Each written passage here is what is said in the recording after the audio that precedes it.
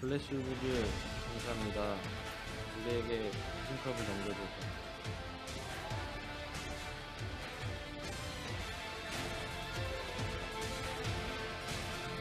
比赛还没结束，冠军会是闪电狼的。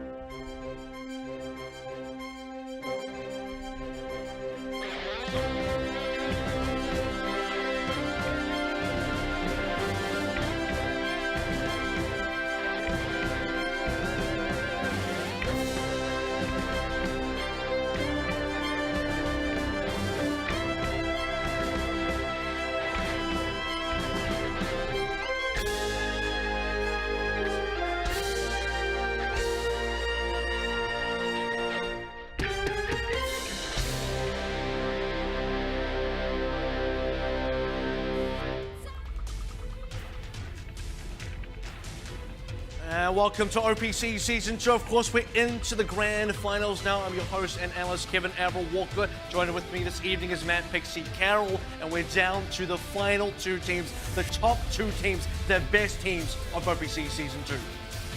And the two that kind of felt the most deserving in a way. Ardeont, who from the start, even when we saw them as early as the promotion tournament from Season 1, looked like they might be grand finals material and proved it consistently throughout the season. But of course, their opponent is the returning and currently reigning champions from Season 1 in the form of the Flash Wolves. This is the one we've been waiting for ever since this playoffs weekend, ever since even the beginning of OPC Season 2. And of course, that was Art Nerd Gaming with their Overwatch medley cover as well. So I hope you enjoyed that.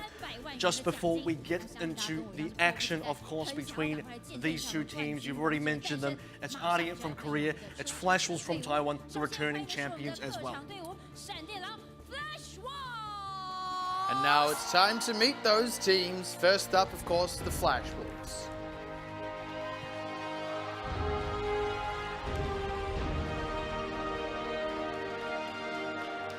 Flash Wolves coming in as the number 2 seed into this grand final after besting Hong Kong Attitude and a 4-2 victory in yesterday's semi-final. And of course, you already mentioned returning champions from Season 1, here to defend that crown, here to defend that trophy. Of course, there they stand in front of that trophy. They can't put their hands on it just yet.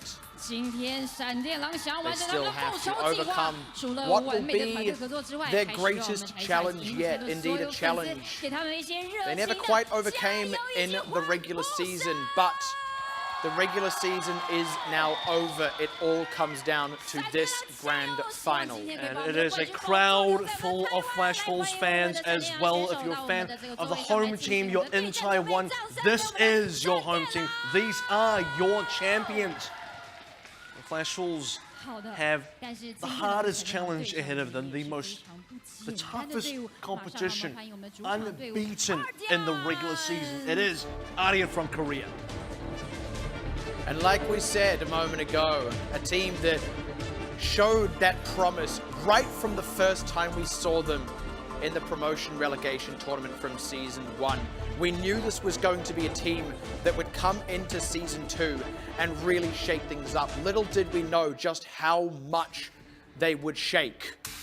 And now ending the regular season with that first seed, overcoming blank in their own semi-final to get here. Now they stand around the cup, ready to take it from the Flash Wolves. Different formation as well, coming in as challengers instead of defending champions. They're here to take the OPC Championship trophy back home to Korea. They're here to claim it from the Flash Wolves. Take it for themselves finally. They've worked 6 long weeks to get here. And it's finally time for a victory. Within their grasp, indeed, it is within the grasp of both the teams. And that's almost it. When you stand in front of the cup, you can reach out and touch it. Before we get into the action, going to have a few thoughts from both sides. It's going to be Coach Ray, Coach Bloodflower, if I'm not mistaken. Could be Coach Z from Ardeont, actually. Z, 각오 말해주세요. 저희 오늘 한국 팬분들이랑 선수들 부모님들이 많이 오셨거든요. 그래서 좋은 결과 보여드리도록 하겠습니다. 是今天呢，我们的那个选手们，他们有很多的家人亲属， So today, a lot of family members actually came here from Korea to help support the Ardeont team. Thank you very much to the Ardeont family members for coming to the OPC final. And of course, Coach Ray, what kind of preparations did you make? How will you defend the trophy? 我觉得我们做足很多准备 We've prepared a lot. 我们自己自身心态调整好。那其实只有一句话而已，讲给他们听。 And if this is,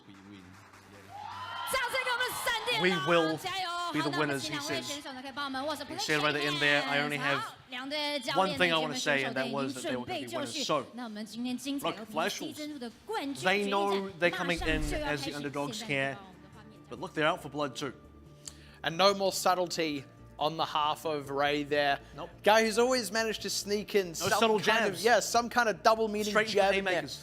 Exactly, like we're gonna win. It's that simple. But absolutely, we've got to accept that this is the second place team coming up against the first place team as far as the regular season is concerned. And also, you look at the most recent performances. Flash Wolves, one of the only teams to take even a single map off Ardeont in the regular season. The other team, of course, being Blank, whom Ardeont have already beaten. And in their most recent performances, Flash Wolves picked up no such map wins. That is the most immediate thing that you've got to respect coming into this matchup. But to that end, Flash Wolves would have worked harder for this match more than any other. Exactly. You could say the same thing about Ardeont as well. Mind you, Ardeont come in as a team that improve leaps and bounds even when they're ahead of the pack, even when they're the #1 team. When they lost to Flash Wolves the first time, they came in with a 3-0 victory in the second round robin. When they lost, when I say lost, I mean lose a map. By the way, they didn't lose to Flash Wolves. They just dropped the map. When they dropped the map to Blank, the second round robin, they came back in the semi-final, sweeped it 4-0. Every time you push this team, and you only push them because you haven't beaten them, they still come back stronger. The difference now is, in the grand final, if you get pushed now, there's no coming back. Everything gets left behind in this grand final. Nothing in the regular season will matter except for this match. And that's the thing that carries Ardeont into this, right? All that performance in the regular season, it's good, don't get me wrong. Winning the semi-final, it's important, it's what gets you here, but here's where it counts. And for these members of Ardeont, they don't want to get this close and just fall short, especially not against the reigning champions from Season 1. That's the pressure that is on Ardeont, because #1 seed they may have been, but they are still the newcomers here. Of course, and so, you know, you can't rest on your laurels for either team, and I think for Flash Wolves, a little bit more pressure on them as the defending champions and the home team, but the pressure resides on Ardeont as well to not fall short of the mark right in the final moments when it really starts to count for this team. And now, I think we firmly do have the best two teams here. It's been no doubt the best two teams of the regular season, finishing #1 and #2 in terms of seeding into the playoffs as well. They've had the best results all around. 14-0 undefeated record for Ardeont, and I believe it was, I have it here, 11-3 overall record for the Flash Wolves, only dropping matches 3 times. That was twice to Ardeont and 1 time to AHQ. But Flash Wolves, they held onto their victories. Look, they remained at the top despite Ardeont taking that #1 spot. And they actually, if you cast your mind back, came into the beginning of Season 2 kind of in a little bit of a, I don't want to say the word slump, but there was a bit of a downturn. They managed to stay ahead of the pack and really pull it back around. And to go through the finals format as well, we've made it all the way here. Now, what teams will be playing for is that #1 prize, 3 million Taiwanese dollars, roughly equating to 100,000 USD. The second place team will receive half of that, and of course, it all ends in a best of 7 where the home team is Ardeont as the #1 seed. The away team is Flash Wolves in the #2 seed. And that means for Ardeont, they will get 4 map picks across the best of 7. Map picks 1, 3, 5, and 7, all the odd numbers. Flash Wolves will get 2, 4, and 6, all the even numbers. And already tonight, we do have to say it, we have had that bronze place match played just before this, where the regular season indeed got thrown out the window as Blank overcame Hong Kong Attitude, able to finish with the 3rd place despite taking 4th place in the regular season. And that is exactly what Flash Wolves are aiming to do here. Indeed, they kind of have to. That is what that pressure is, because it is defending that title. It is getting 1st place so you can earn it again, but it's also kind of defending the home territory. And you mentioned this a moment ago, that is the Flash Wolves crowd there. Ardeont, they have their supporters, they have their families who have come over to watch them play, but make no mistake, this is Flash Wolves having to defend above all else, truly, in front of all of those eyes. And that's the difference as well. A, the pressure is there, but B, the support is there. That is something not necessarily apparent for Ardeont, especially not in the same fashion either. Flash Wolves, they got that going for them, and that's very important. Let's go ahead and I'll meet the teams in the finals. Going to start things off with Ardeont. Already sort of mentioned this, 14-0, a perfect season, dropping only 2 maps. 42-2 in terms of maps. We'll see those exact records a little bit later, but let's take a look at Flash Wolves too. And of course, on the Flash Wolves side of things, you've got to respect that this is the exact same lineup that took that Season 1 win. Taking a look now at the head-to-head, and you'll see it all laid bare to see that one map win, potentially the saving grace here for Flash Wolves. The one thing that they will be looking to leverage into an out-and-out win here. But aside from that, truly, the stats all scream Ardeont. There is no two ways about that. Yep, the stats scream Ardeont and the crowd screams Flash Wolves. So which will be the stronger for the fuel to light the gas and light the fire, to be more exact here, for either team, because both teams are gunning for the exact same thing. And the stats go against Flash Wolves, but they do. You have to consider that being on the home ground does give you that home advantage, at least in terms of morale, and they know how important this is. You've heard already how much preparation they've got into this as well. And you've also got to consider, again, how little stats kind of mean. I mean, it counts for something, but we already had that in the 3rd and 4th place match. All the stats screamed Hong Kong attitude, and it was a close enough series, but it was still the 4-2 to blank. And maybe that's what it'll go to for Flash Wolves here. Maybe it'll be more than that. Maybe it'll be less than that. Maybe it goes the full 7. But whatever it is will be the one statistic that's going to matter the most. Who gets what map wins where, how many, who wins it. This is the only thing that matters in truth. Exactly, and expect Flash Wolves to be pushing harder than you've ever seen them before. Expect Flash Wolves to come out at a level that you haven't seen before. And Ardeont may just need to do the same. If Ardeont come back at the same level they've always been, that may no longer be enough, because Flash Wolves, again, you know how much they want this. You know how much this means right now as defending champions. They're going to fight tooth and nail. And again, if you want to cast your mind back, even as far back now as the Season 1 playoffs, where Flash Wolves did secure that Season 1 title, they did it against blank Esports. And for the latter half of Season 1, Flash Wolves had led the pack unequivocally. And the question coming into playoffs was, have they stayed one step ahead? The answer ultimately was yes. They know exactly what it is like to be in Ardeont's position, and they also know that when they were in that position, they closed it out. That's the threat that's going to come into this. They want to reverse what happened to them in the Season 1 finals. They actually now essentially come in both as the defending champions, but also kind of as the upstart. They don't want this to be a repeat of Season 1 in terms of who is favored coming into the match winning it.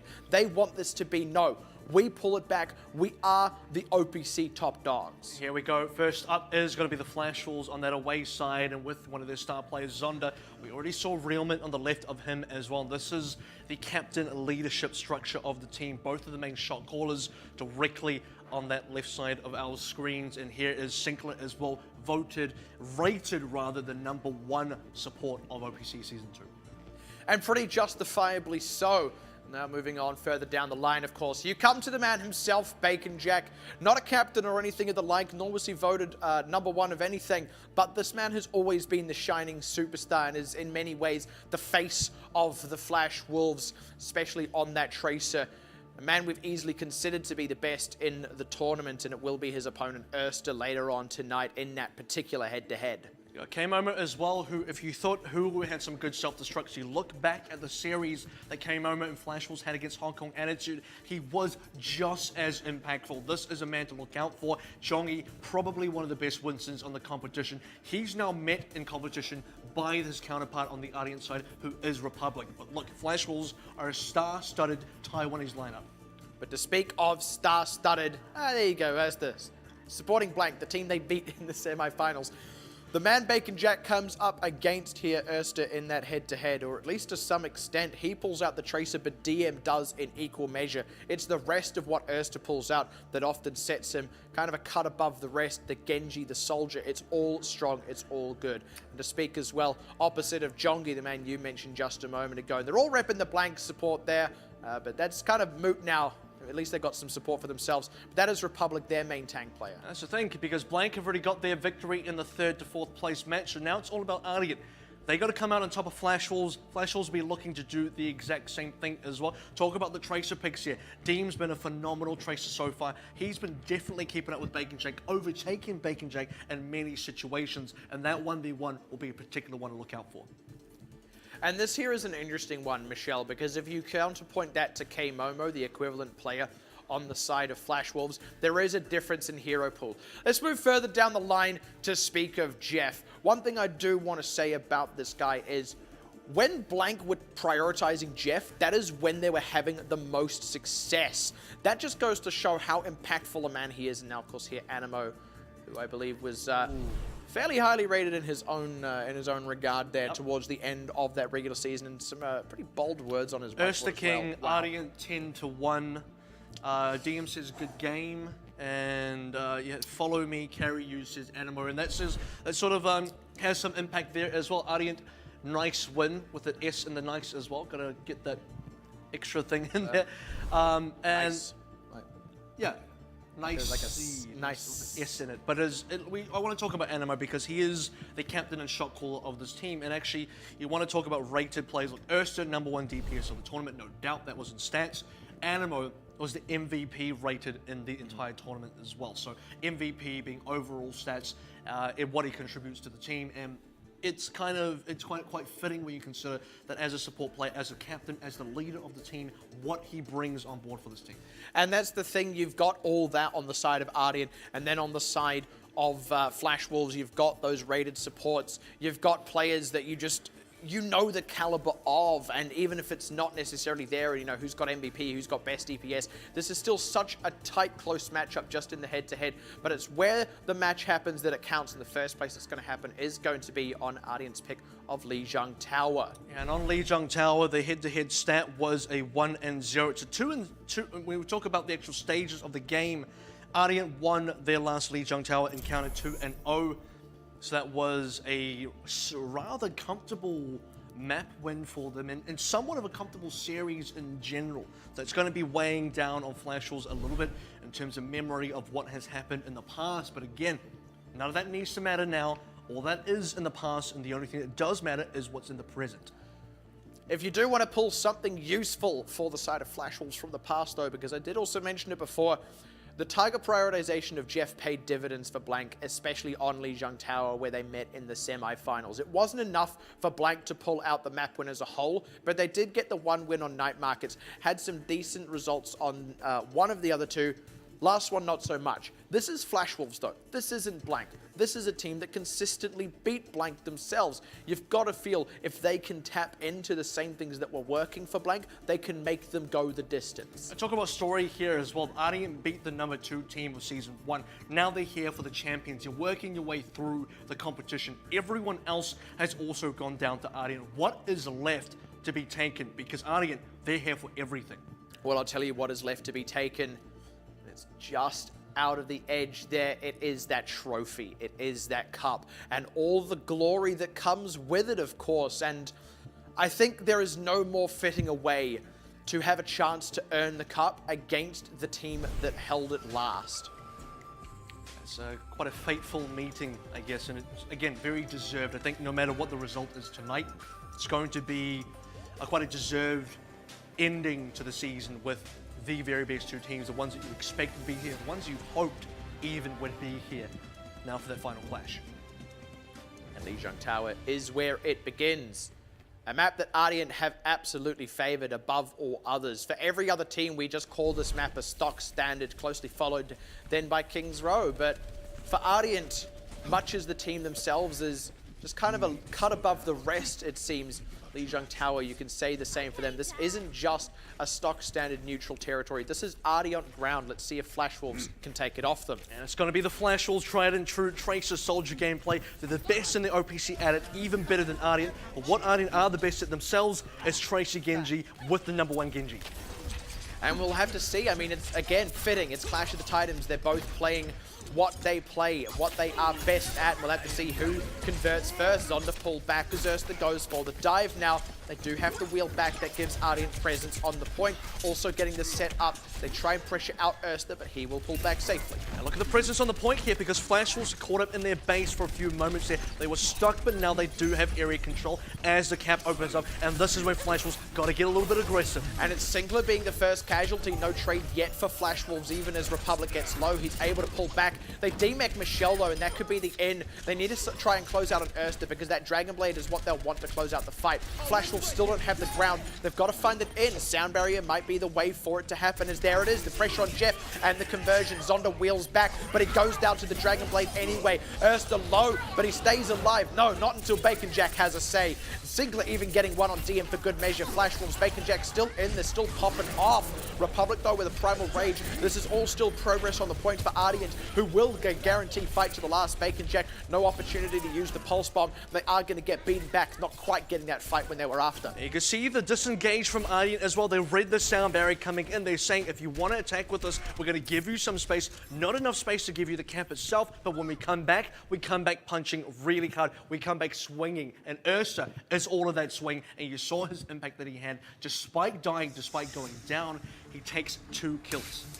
Pause coming out there. Hopefully going to be a quick resolution. Not quite sure what the exact issue is for the time being, but let's dive right into that start because there is a lot to say there.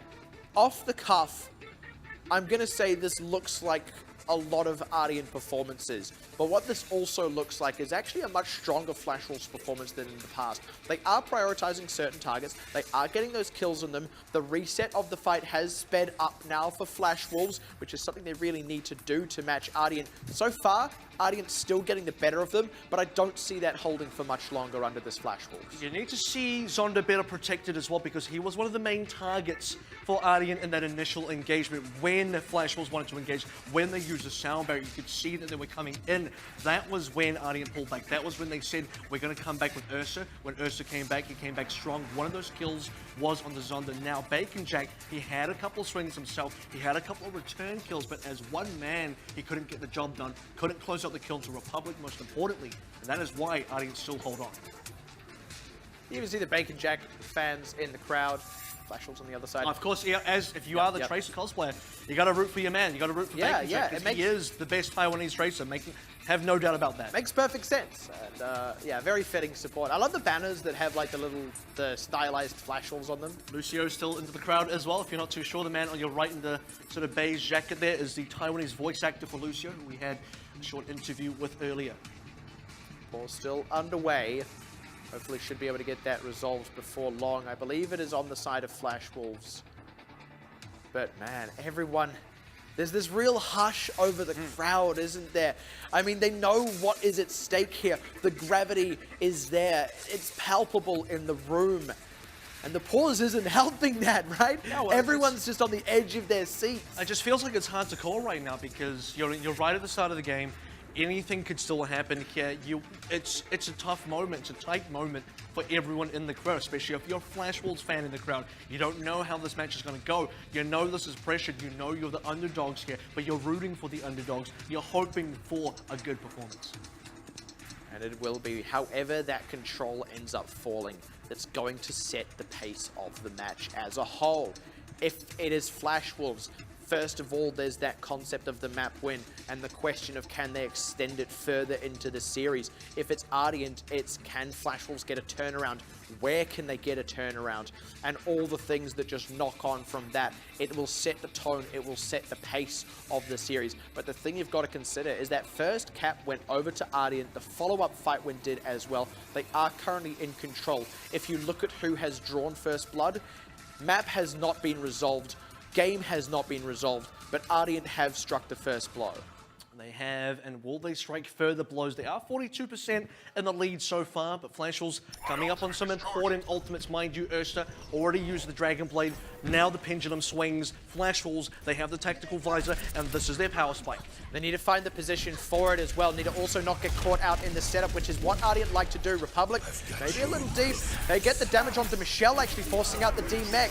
They have to pop the tactical visor and get pretty collapsed upon, but this could be Ardeont overextending as Jeff goes down after that Transcendence runs out. Now they get into the thick of it with Republic not having those dual healers to fall back to. It's going to be on DM and Erster to keep this one alive, to keep kills coming through. But without Michelle, it's risky. Animo goes for it anyway. They want to try and extend this lead. Good catch on Zonda. DM making it happen, but Bacon Jack around the backside closes out on Erster. DM is pressured out now. Michelle alone on the point with no self-destructor stall. This should be Flash Wolves certainly in control of the fight for now. And man, look at those Bacon Jack kills. That is going to be the cap for them. And that's what it looks like when Flash Flashwolves do punish Ardeont because you did see the final contest. You did see members coming in the last moment. Republic gave away 500 HP worth of ultimate charge over to Flashwolves, and you forget something else as well. You can go for Zonda, but if you're killing Zonda, Bacon Jack doesn't have the same pressure on him. And Bacon Jack loves to use that space to go off. You also just look at those ultimates coming up. Flashwolves have the right ones. If Erster goes down, no, he's able to pull back to those healers, but it's the Pulse Bomb out to Republic. Should be the closeout. Bacon Jack's still looking for it. They're going in really deep for this dive. It may not pay off if they're not careful, but getting Erster is plenty enough. They lose Singler on the back end. Now Jongi able to really go aggressive in earnest. Republic matching though with the Primal Rage, and that's the one beating them back. Even losing DM in the mix isn't enough to stop up Republic, and indeed the side of Ardeont as the cap goes their way. Now, Republic survived through a lot of things there. The missed Pulse Bomb from Bacon Jack, the missed sort of approach from Bacon Jack to try and swing things back around, getting healed right back up, then killing Zonda. Jongi had a little bit of his own turn. He managed to get down Ursa, and so far, both of those DPSs have had a tough game, but Ursa, he's having a much better game than Zonda. Very early commit from both the Sound Barrier and the Dragon Blade, but it gets absorbed now by the Transcendence. Jeff nearly has his own, but Republic, he goes down before he can pull back this time. Michelle as well will at least be able to reset the mech, but Zonda wants to give him no such chance. Needs to take out Michelle in the pilot form, and is able to, and the kills all come up. Flashwolves getting the cap back. Still a bit of an uphill battle with that 99 on the side of Ardeont, but it is definitely doable. And don't speak too soon either. That's something I'm going to have to learn, because Zonda shows what's up every time he has a tactical visor. Things go his way, and with that, Flashwolves back in control of that cap. Now, no one from Ardeont wanted to go and contest that. They give that one over, a show of respect to the team. Bacon Jack getting DM in the 1 versus 1. Ardeont have time to just charge up some ultimates, but not if they get picked one by one. Now looking to get the pressure on Michelle. You can see Bacon Jack looking for the wraparound. Doesn't find it. They are just happy to take the time. They have the area control here, and that's really important. While they cannot lose a single fight because Ardeont at 99%, they are also now threatening to take it to their own 99%, and eventually Ardeont got a strike, and they strike first on Zonda. With that Transcendence running as well, but K-Momo's got something to say about it all, and Bacon Jack still in the thick of it. DM out of the picture, no one to challenge him directly as he sticks Animo, and they get the closeout on Jeff. Flashwolf still in control, got a gun for the point, dislodge these members. They do not let the cap go over, and that is key, but it is the tanks. They need to get rid of them. They don't have the ultimates just yet. About to get them online. It will be the Primal Rage first, but Ardeont have a lot of their own. They need to demech Michelle here and do so successfully. But it's Zonda, the casualty in the fight, just shy of that tactical visor. Jongi desperately trying to get the buffets, get the environmental kills, but it's him going down off the edge. No, jumps back up. Republic is the trade, and they're still in control of the point. It's still trade kills as well. Bacon Jack trying to get the work done. Does not have the healers to fall back. It's only Realment,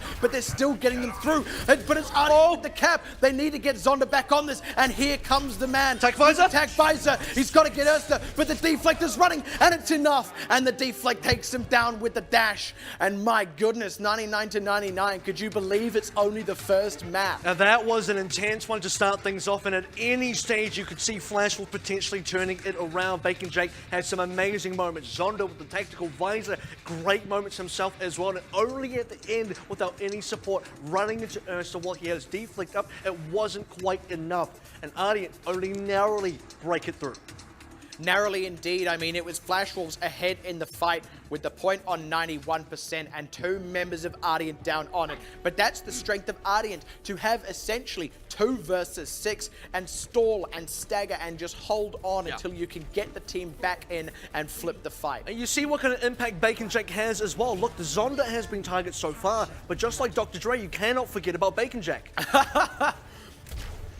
Man, nowadays everybody want to talk. And that's a quick pick on the DM again. Bacon Jack in the wraparound 1v1. That means I didn't get beaten way back. Dive onto Jeff, looking for Animo. They don't even need to get more, and certainly shouldn't overextend. Plenty enough time for Ardeont to strike back though, and Flashwolves are expecting it. This is a good early push on through for Flashwolves. The cap has not opened yet, so Ardeont, if they're going to use any time to fall back, it had to be then. Now they're going to come back, stall this cap up, make sure Flashwolves do not cap on her. That is very important for the team. It's Republic the first shoe on it, and then Michelle putting a mechid leg on the point. Now it's the stagger, but Republic in trouble. Can't fall back to those healers. Flashwolves holding down the fort, but Erster able to go off. Bacon Jack now has to answer for this. They need to close out Erster on blade. He's nearly got the blade, but they have taken out the tanks. Need to get even more. No, he's still getting Realment. It's now now only really Bacon Jack left on the point. Couldn't close it out, couldn't kill Erster, couldn't dislodge the DPSs and supports. Doesn't matter that they killed the tanks. Ardeont still get the cap. And one more time, it comes very close. Ursa nearly went down there, but nearly is not enough for Flash Wolves. They got to get these kills. They got to make sure they take care of the timings as well. Look at the timing that Ardeont had to re-approach their fight. They knew when the cap was going to open it, and now they know when to strike with this blade. And it's right onto the back line as the sound barrier to try and keep them alive, but he knows he can go deep. He's already at least made it a 1-for-1, but it's the rest of the collapse from Ardeont on the members that pull it back to deal with Erster that get all those kills. And now again, Flash Wolves about 30% behind, still need to find their way into the game. Flash Wolves defending their home turf here in-game and also outside of game because they got a little bit spawn camp. They got a little bit stuck in that spawn. They got to break out. They got to make sure they can contest the camp again as we're now heading to the 40% mark. A lot of ultimates on the Ardeont side. Flash Wolves got to match them because Zonda once again, tactical visor available. Ursa doesn't have a blade. Good pressure on DM. Recall is now down. Republic has to use the Primal Rage.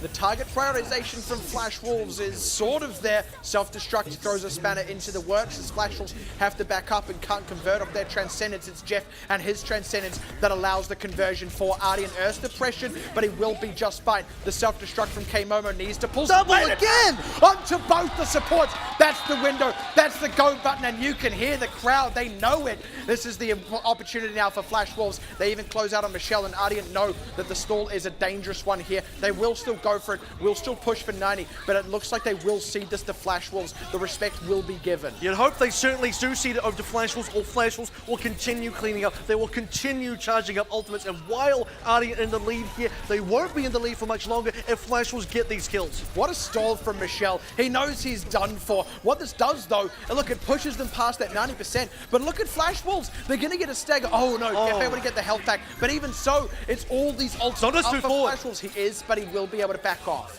Whew, that's off in time as well. Now, Ursa's going to match the tactical visor with a Dragon Blade, but either ultimate could be traded for the other one, and Bacon Shank coming up to Pulse Bomb first, going to be very important. Double support ultimates for Flash Wolves, only one for Ardeont. And that could be all it takes. They go in with the Dragon Blade and the Sound Barrier, knowing they have to convert off it, but he dives quickly enough because that Transcendence comes in, and Erster's dead. Zonda now able to start hitting back, and Bacon Jack has that space to go. Republic gets to use the Primal Rage, but he's not really got anyone that he's making the space for. Michelle with 2 environmentals, pretty intense, and one with the self-destruct. Could you believe it? Maybe K-Momo needs to pull out a bit of that magic, but Michelle demeched at long last. Flash Wolves are still pouring in the reinforcements, and it is still Ardeont on the back foot, plus the cap in favor of Flash Wolves. K-Momo will just barely get back into the mech in time. They need to keep him topped off and have a sound barrier if need be. And Zonda goes down to Republic one more time, but Bacon Jack, because he wasn't targeted, makes sure he gets a return kill, and now he's going for it. Now he's going to get the kills, and Flash Wolves still in control. Recalls into a pulse bomb, and K-Momo without the mech goes down to Erster, and now as the reinforcements flood in for Ardeont, it's only Jongi and Zonda trying to keep the point on lockdown, and they just can't do anything about DM and Erster with how mobile they are, and they are going to get the cap back over. Yeah, 3 seconds, 2, 1. They get a foot on the point, but they don't have the respawners just yet. They have to pull an Ardeont and stall with what little they have, which isn't even any ultimates. K-Momo out of the mech and dead. Bacon Jack coming in with the pulse bomb. He's dead to DM. The key turnaround there in the 1 versus 1. And there's the Transcendence from Jeff. Zonda, he goes down. He's off the edge. He couldn't do anything. I think it may have been his own Helix rocket. And that's Ardeont striking first blow. And with the full team wipe to boot as well, Ardeont are going to take the very first map. But look, neither of those stages on Lijiang were comfortable. Neither of them were necessarily even convincing for this team for what was even touted as the favorites coming into the tournament. Are they still the favorites? Certainly, but now is it going to be easy win? Certainly not. And I really feel like Flash Wolves are the ones ramping up here. Ardeont, this is just how good Ardeont are. But that's all that is. I don't see an extra bit of progression. I just see Ardeont playing Ardeont, and Flash Wolves now starting to match them, and there is definitely more room for them. You see where the target prioritization is working for them, and you can see with another level of that, if they can get that execution more tight, more tidy, you can see them really starting to pick apart Ardeont in certain moments. Yeah, you expected even a potential 3rd stage on that map as well, but in case you forgot, it is Ardeont still in that victory, in the driver's seat so far, and it has to be stated, so far. The potential is certainly there for Flash Wolves. The only thing is, we have said every other time they've met, the potential has been there. So, Ardeont 1-0 up. Let's take a look at how it happened. This is going to be the opening skirmish as well. Note the area control from Ardeont. They're going to be pushing Flash Wolves back towards their own spawn. Still 13 seconds before the cap opens, so this is time that Ardeont can use to set the stage for how they're going to approach the cap. But as they take their foot off the gas pedal a little bit, Flash Wolves get a little bit of a leg up and they can push in. The thing that's smart about Ardeont here is either they go forward like that and they get a kill and you can't go for the fight because you're at a disadvantage, or they don't, they pull back and they got the positional advantage on the point. That being said, it still comes down a little down to the wire. They get the cap through here, but Flash Wolves really did actually legitimately pressure them. Even this opening fight felt like a bit of a scary one for Ardeont. It was certainly not as comfortable and as clean as a lot of the fights that we see of them, but getting the cap and eventually turning it into a fight win is the big boon for them. A lot of ultimates get thrown out from both sides here. You can sort of describe Ardeont's playstyle as a bit of a stranglehold. They like to keep you in that choke, but when Flash Wolves break free, when you give them that space, they absolutely use that space. So this is the Dragon Blade that was aforementioned. It killed Zonda, and Zonda has been the primary target, but look who gets the return kills. It's been Bacon Jack with assistance from Sinclair. And we are seeing Bacon Jack really get a leg up on DM most of the time, even taking him down in 1v1s fairly consistently. Bacon Jack's kind of having his day right now, and it is on DM to step it back up. That being said, it's the rest of Ardeont and the other cleanliness of their play that is keeping themselves a step ahead of Flash Wolves. It feels closer than ever before, and they do have to be sweating that Flash Wolves may overtake them in this series. It'd be the worst time for it to possibly happen, but they are ahead, and that may just be enough to do a full 4-map win. So the thing about Flash Wolves and Ardeont so far in the series, when you consider that we've just seen Control, and this may not be relevant moving forward until we see the next Control, which is on map 6, but it has been Ardeont winning the majority of those opening skirmishes, bar the one on Gardens where they fell back, let Flash Wolves take some space. But when I say opening skirmishes, that extends to who caps first. It has always been Ardeont capping first. That's why they get the lead, and it's always been Flash Wolves coming in from behind. They're trying to play damage control. They're coming in at a huge deficit against Ardeont, but if Flash Wolves can get a bit of a lead themselves, you may start to see the pendulum swing back in their favor. And you almost saw that as well on Gardens. We may get a chance to see that replay. That open fight was commandingly in the favor of Flash Wolves. It was a very successful retreat by Ardeont. Flash Wolves would normally rout most teams in that situation. Indeed, that's what they did to Hong Kong Attitude just yesterday. But they weren't able to do it against Ardeont. And it happened so quickly that actually Ardeont were able to respawn in time to contest the cap. Had Flash Wolves maybe got 1 or 2 more, it could have been different. It could have been them opening with the cap, but they didn't. So that's the thing. They even came close to getting that snowball, but not quite. And here is that very fight. Let's take a look and make sure you check the positioning again. Both Tracers in the back line, that's fairly normal, but it is Bacon Jack who gets that clip onto DM, and the 1v1 victory that you were sort of talking about, immediately putting it into a player advantage 6 versus 5. So Ardeont in this positioning, they don't want to take the 5 versus 6. They know there's nothing really to fight for, even if they trade a lot of kills here, even if they, you know, maybe go for that 5 versus 6 disadvantage play. The cap doesn't open for another 22 seconds. So smartly, Ardeont back off back to their base, wait for DM, and then when the cap opens, they strike and they do not let Flash Wolves cap. The thing is, the moment DM goes down, and you do see the relative parting of the Tracers, honestly, it's just the straight up one clip. Often the Tracers will scrap for a while. The moment DM goes down, you see Ardeont start to pull back. They even dive back with the Winston, so Flash Wolves know they can go aggressive. They prioritize Jeff as a target. Zonda was set up and had a great sightline to him because Republic had to jump to pull back, so they get that extra kill too. But this is what I'm saying. Aside from that, the retreat is very crisp and clean. They essentially only lose one member in the main body. They're now all fully respawned, fully regrouped, and the cap is only just about to open with plenty of time for them to get on and contest, which is now exactly what happens. And the next thing that happens is Ardeont able to come in, directly stopping that cap from sort of functioning there. And you have to look at the position from the Ardeont players. Look at the surround. You have the double supports and sort of this left side, the rest of the players close to that white room area, and it is the sort of pinch movement, the sort of pincer movement from both the sides of Ardeont collapsing on top of the Flash Wolves in the middle. And this is how Ardeont play, right? Even though you could argue Flash Wolves got ahead in terms of positioning. They had the opening fight win. What Ardeont also understand is Flash Wolves need to get this cap So they set up so that they can surround. Flash Wolves can't really afford to keep too many members out the edges of it.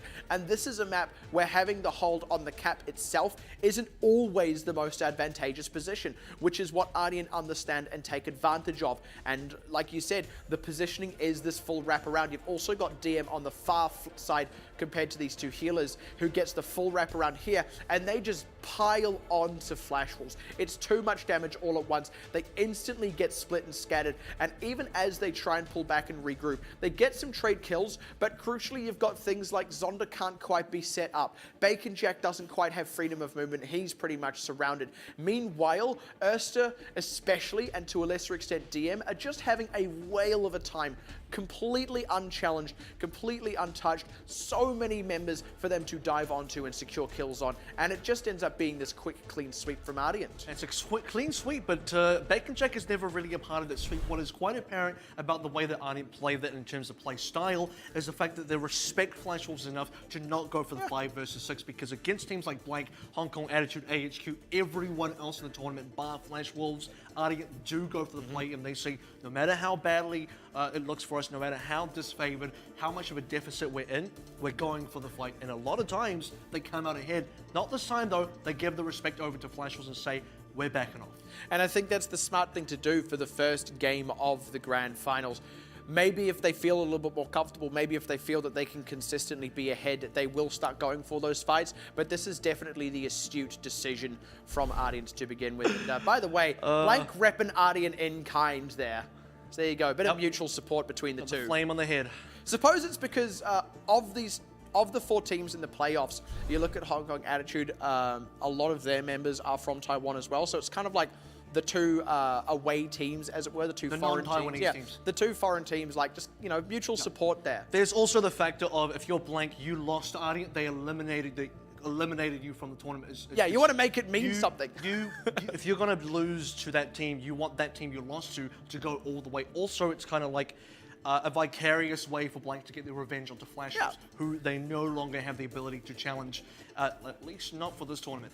Yeah, at least not for this tournament. That's a crucial thing there, but you actually, that's actually quite an interesting factor, isn't it? It's like you can't actually get that yourself, but like Flash Wolves are the team that beat you in Season 1, made you finish that second place. Yeah, and you didn't get that chance to turn that back around in Season 2. So yeah, like you'd just be happy to see them get taken down, like get put in their place, as it were. Well, I mean, like you won your games, so Ardeont's your turn to step up, and so far with a 1-0 lead, they're getting there, but it's not been easy. Look, if you thought this was going to be a clean sweep, and it did look like a clean sweep the last time these two teams met, a 3-0 sweep, it just doesn't feel like that right now. But Flash Wolves, they have to translate that into map wins, and we'll have to see exactly how Flash Wolves are going to do that, or Ardeont will continue their streak. OPC Season 2 Grand Finals continue after this.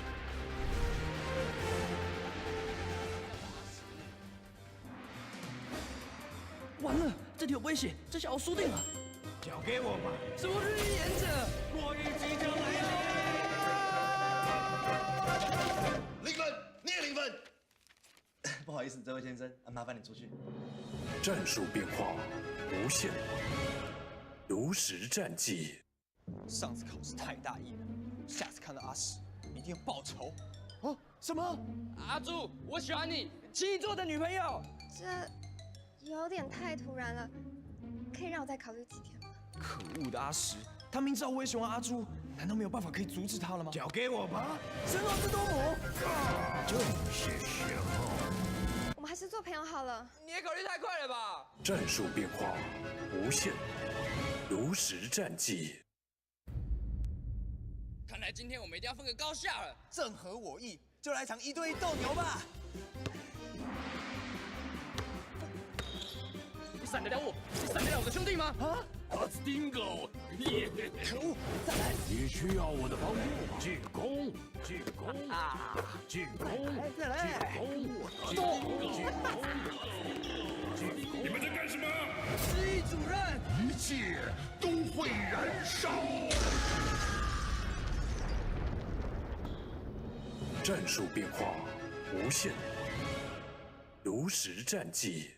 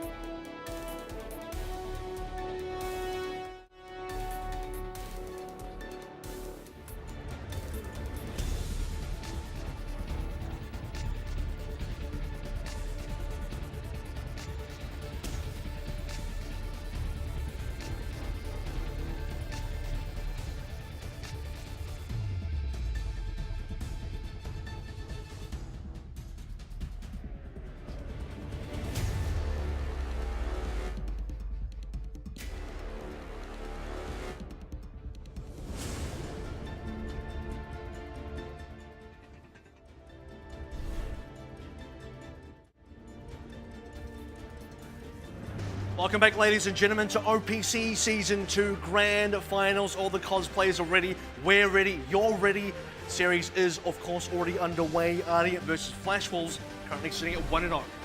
1-0 to Ardeont, and those of you who have tuned in during the regular season, if you're a Flash Wolves fan, that result may have you sweating, but rest easy because that has been easily the most competitive game that has ever happened between these two teams, and it's only the first one so far. Exactly, and you expect Flash Wolves to have their turn as well, and they're certainly going to have their turn at least in terms of map picks, because the away pick comes up next. It is hybrid. There's a lot of options that Flash Wolves can use here.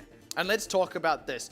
There is that one map win that Flash Wolves did get against Ardeont. In the first round robin, they were the first team to ever do it against Ardeont, and that was with a more one-sided control on Nepal when it happened, but of course that win was on hybrid, was on Numbani, which at the time had been an Ardeont pick. What was interesting, Flash Wolves didn't opt into Numbani when they met again and had the home side. I believe they opted into King's Row, which unfortunately didn't pay off for them.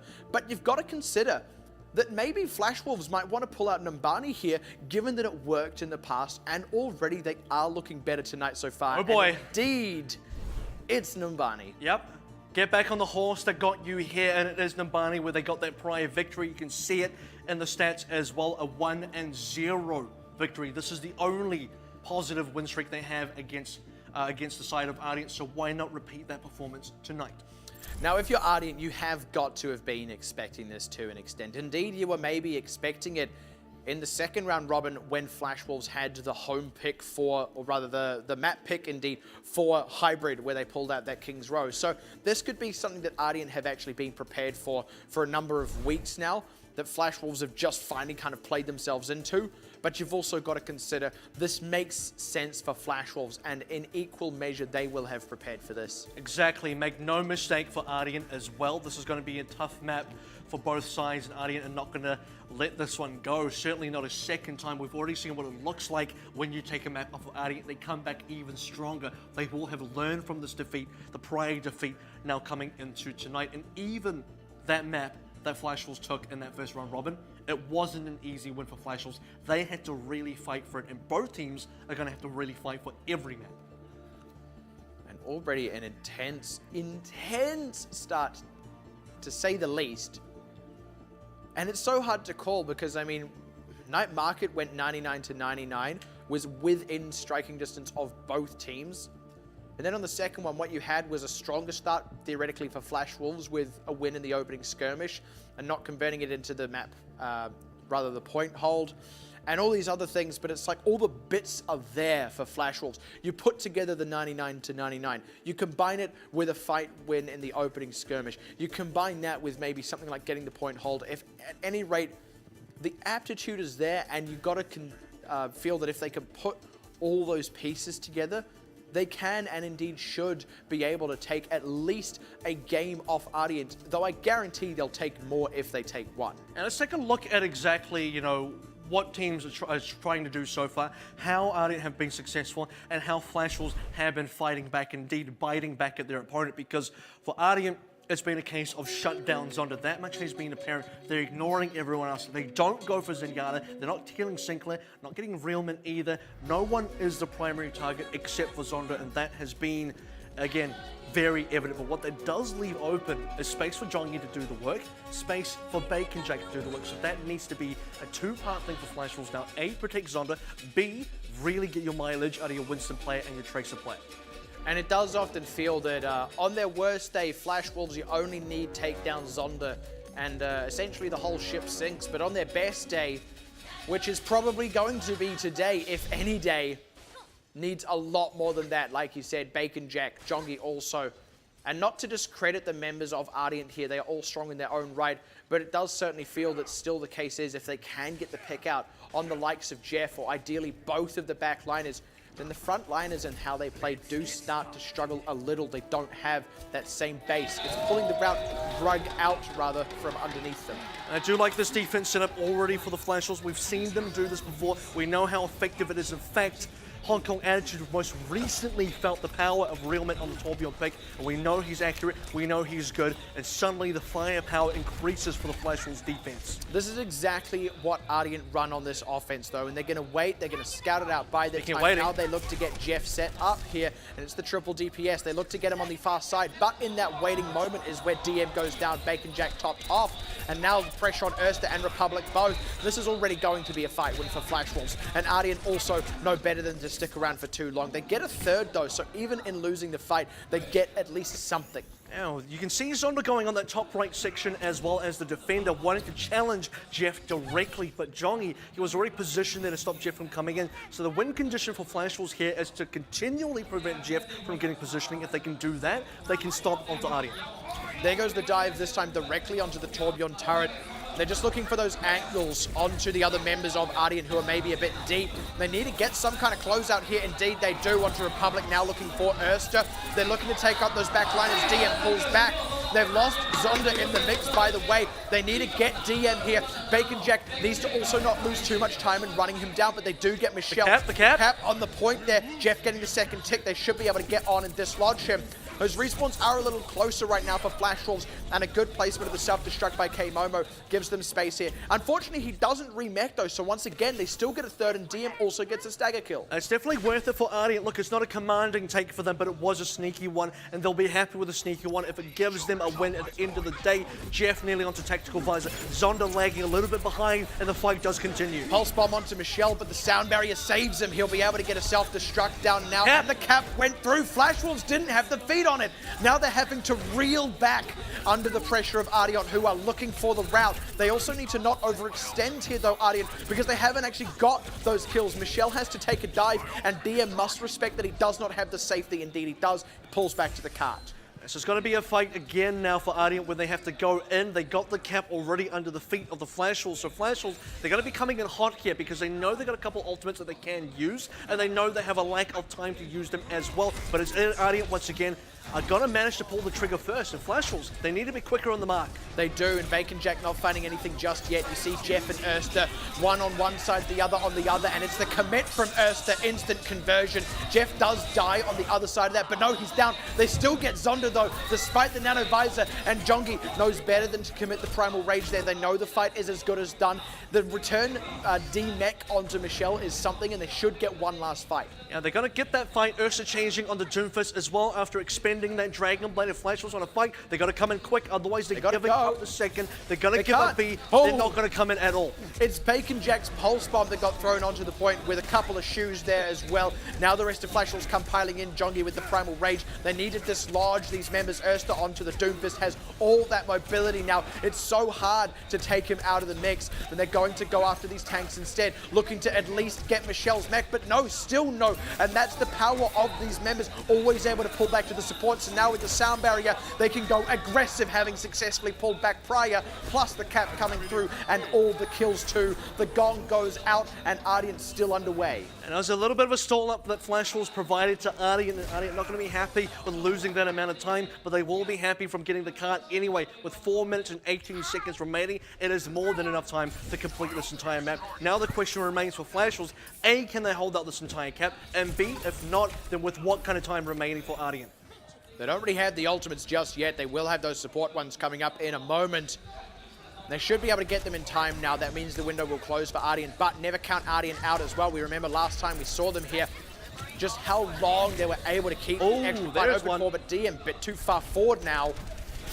They're going to throw it in the mix anyway. The self-destruct from Michelle, it doesn't get anything, and it leaves these members a little vulnerable, so Jeff has to use the ultimate, but it doesn't save Animo or Ursa. Unfortunately, had just run out, and Ardeont a little bit punished for that one. You'll be happy with that punish if you're Flash Wolves side, because this is the stabilization. This is when you get to build up the ultimates, and certainly one ultimate already coming online that's very big for this team. It is Zonda's Tactical Visor, but we need to see what he can get out of this. It's Ardeont now wanting to match the Tracer Soldier playstyle, but I don't know if it's going to be good enough. You know what Flash Wolves can do with this composition, and Ardeont so far, this is probably their weakest composition. Yeah, Erster not really feeling the Doomfist, and I find that interesting. Like you said, not always so solid on the Soldier, but he feels he can take the bull by the the horns. Bacon Jack has got something else to say about that, and they go instantly onto Erster. They want to punish this pick, and they close out Republic 2, who did not get the Primal Rage off in time. Ardeont actually have to pull back off just one pick. That's the first time I've ever seen that happen to them. And again, you'll be happy with the takes here, and Zonda's not too happy about it because he wants to go in for more. They want the round. Was used. He's got himself one already. They make it count. They get Michelle's mech as well. That's a stagger and a half, and this is just time lost for Ardeont. What a punish from Flash Wolves. You set up a nice spawn camp here as well. You can put a lot of pressure on the Ardeont side. Eventually, you do have to respect the fact that they have an ultimate advantage. You got to respect the fact that Jeff and Ursa nearly onto this ultimates. Double support versus double support in this next fight, though. Anything can happen. It's got to be Erster with that tactical fight. Oh. And Bacon Jack sticks Jeff, so never mind all that.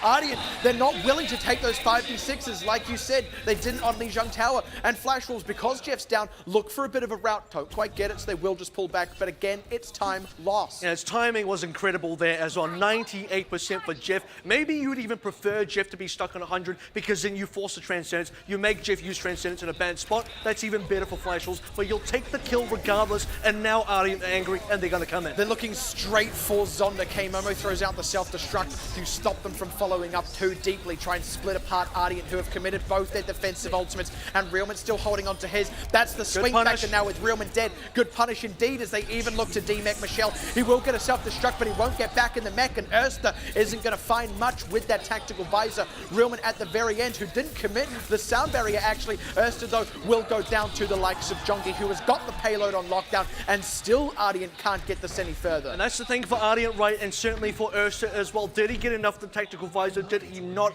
He managed to get the kills, but not enough kills for the rest of the team to really take advantage. And Flash Wolves continue to hold here. They continue to stabilize, and now that pendulum swings back for them. The power play, the power spike available for Flash Wolves. Zonda with the tactical visor back in control. No ultimates for Ardeont, and Realman with the discipline. The stick Goodbye, again. Erster. It's Erster this time. Bacon Jack is on fire with these pulse bombs. And again, Ardeont can't take the 5 versus 6. Certainly not with 3 ultimates to Flash Wolves, none for Ardeont. They just have to wait and lose time. There's no time to wait. Ardeont just don't have it. 40 seconds now remaining. No ultimates available either. They gotta go now, and they're playing directly into Flash Wolves' hands. The trap has been set, and Ardeont, it's time to take the bait.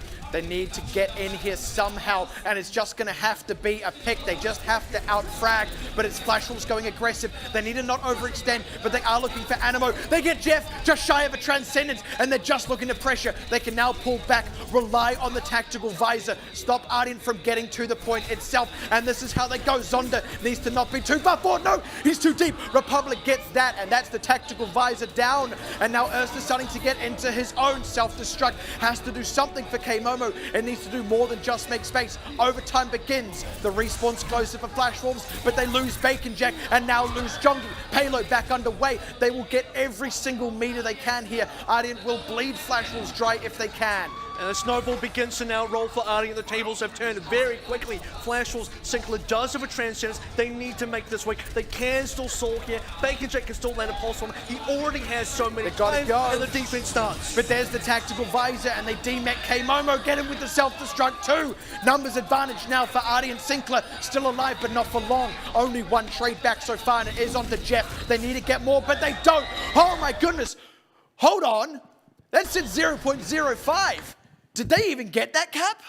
Or did they step off in the overtime? Look, this match is so close, it's so hard to tell. I don't even know what's going on anymore. It's totally up in the wow. air. Who won that? Who won that? I don't even know who won that. I need to actually legitimately say, okay, it looks like Ardeont did actually get that cap, but wow, in the overtime. And it was similar to what happened last time on Numbani. They just kind of had nothing to go on and suddenly got this opening, pushed it through. Difference being, last time that happened, Flash Wolves did eventually get a stabilize and stop the cap just shy of going through, which was the win condition for them later on. Even so, they can feel confident that they can get a full cap out themselves, and that defense was incredible on the 3rd point there. Yeah, we always knew that was the place for Flash Wolves. That's where they're strongest. That's where they held out Ardeont last time on their defense in that first round robin. But now for Flash Wolves, they got to finish the cap because the fear is real. If they do not finish this cap at all, all that strong defense is all for naught, and we've already been in this situation earlier tonight between Blank and Hong Kong Attitude. Rather, we've seen what it looks like when a team gets a good defense, but then fails to cap on out. So now Flash Wolves, they need to learn, they need to be able to finish the map, and with time as well, then they're in a winning position going into time bank. There are two key things to consider here. First is the time they did take off Ardeont on the first point. Now, Ardeont just kind of played for thirds there in the end and did so successfully. Even in lost fights, they were walking away with something, which is really just the power of this team, right? But it did lose them a bit of time that ended up being a factor on that third point where Flash Wolves were getting much more holds in a row. So we've kind of got to see Ardeont actually match that on A or find somewhere else on the map they're going to get those same holds. And that has to be the big weakness of Flash Wolves, right? Because otherwise that A defense was fairly solid. They just needed to not give away those thirds. The one that Jeff sneaked in, the final third, they got the A point for Ardeont as well, snuck on through. Flash Wolves, you got to step up your security game and make sure that Ardeont are not getting away. Looking to find their in. Of course, no Torbjorn here for Ardeont. Not a team that really likes to run it. Flash Wolves not running a soldier though. It's interesting. They normally set up Zonda on that opposing high ground. And the team that is running a soldier is going to be Ardeont with Ursa still sticking onto it. So this is something now for a team like Ardeont. They're flexing. They're trying to show their variability, how they can adapt to what Flash Wolves want to do. But Zonda, he's ready to go, EMP in hand. But it is Jongi the first casualty. They can't really commit the EMP just yet unless they do close out that kill on DM. No, they will not. We'll lose K-Momo's mech and Bacon Jack for good measure. Not ideal for Flash Wolves. A lot of kills for Ursa though. That means he's going to get a quick tactical visor. That's not something that works out for Flash Wolves at all. The EMP. Hold on. Yeah, Republic was a little far forward, but it can't be punished because the healers don't get caught in the EMP. Republic can still pull back with all that healing on him from Jeff, and now he can go aggressive again. Zonda a little bit too trigger happy on that one. Doesn't look like the nano boost will get much though, so that's at least something for Flash Wolves, and they do pick up the soldier instead. Well, both teams trade happy triggers for another happy trigger there as the nano boost from Jeff was used on the Republic, trying to chase away Flash Wolves, maybe even get themselves a kill, but a chase away is not going to be good enough for an ultimate use in Flash Wolves. They'll be happy with the trade there. EMP for nano boost, why not? Zonda back on soldier. I suppose if you were going to swap it anyway, you might as well, but it is a bit of a chicken and egg. Maybe he swapped it because the EMP was a non-factor, and now Ardeont no. Zonda on the soldier, they need to disrupt his positioning. Still looking to get him somehow. DM kind of weaving in and out. Republic has got the tools to stay alive.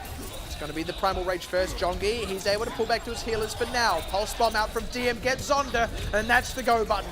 Jongi will not commit the Primal Rage, and rightly so, but it's still going to be a rout for Ardeont. Lots of ult charge, lots of time lost for Flash Wolves, and a stagger on K-Momo to boot. There's a lot of kills for Republic there as well. And interestingly enough, he booped, or rather punched Zonda away while he was stuck with the Pulse Bomb. Then he couldn't kill anyone else with the Pulse Bomb, but then he picked up the remainder of the kills anyway. The problem for Ardeont now remains the fact that Flash Wolves held on to all their ultimates. They're about to come up with 5. Ardeont have a few to match, but is it enough to match? It's going to have to be, right? Especially that tactical visor. They have to kind of pull off the same thing again, find a way to dislodge Zonda. Oh, it's Jeff, the first casualty though, as the dive is good. Bacon Jack. Pulse Bomb doesn't quite close out, but Ersta's not getting anything with the tactical visor. That is good enough for Flash Wolves.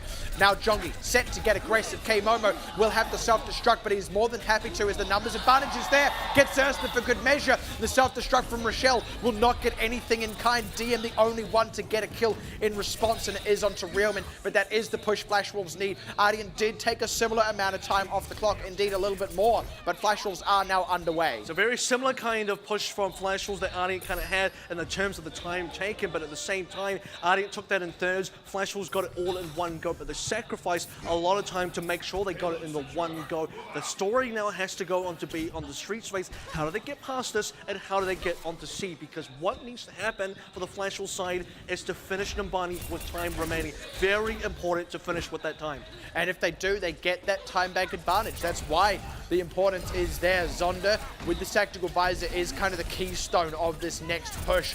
But already it's Ardeont looking to get aggressive themselves. Not getting the kills, they do have to pull back. but there's no ability here for Flash Wolves to get aggressive in their own right. Republic gets one really, really deep with Erster helping on the dive, and as always, able to pull back to those healers with no punish, no closeout coming through from Flash Wolves.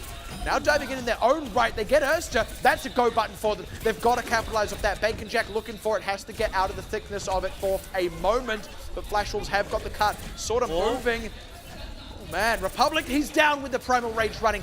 And again, the opening is there. Flash Wolves being very conservative with these ultimates, just waiting until they have to commit them to get the closeout. And if they can hold on to them and still get these 1v1s, happy to have the card underway with the ultimate advantage in their pocket. And eventually Flash Wolves get that cleanup. They had a little bit of a 1v1 scenario between DM and Bacon Jack on the side of the map. Neither player came out on top of that, but Bacon Jack eventually picking himself up that kill. Flash Wolves with ultimates now to boot as well. And Ardeont seem to be a little bit behind. They got to buy time for Ursa to get the Dragon Blade, and when the Dragon Blade is available, that's when Ardeont need to strike.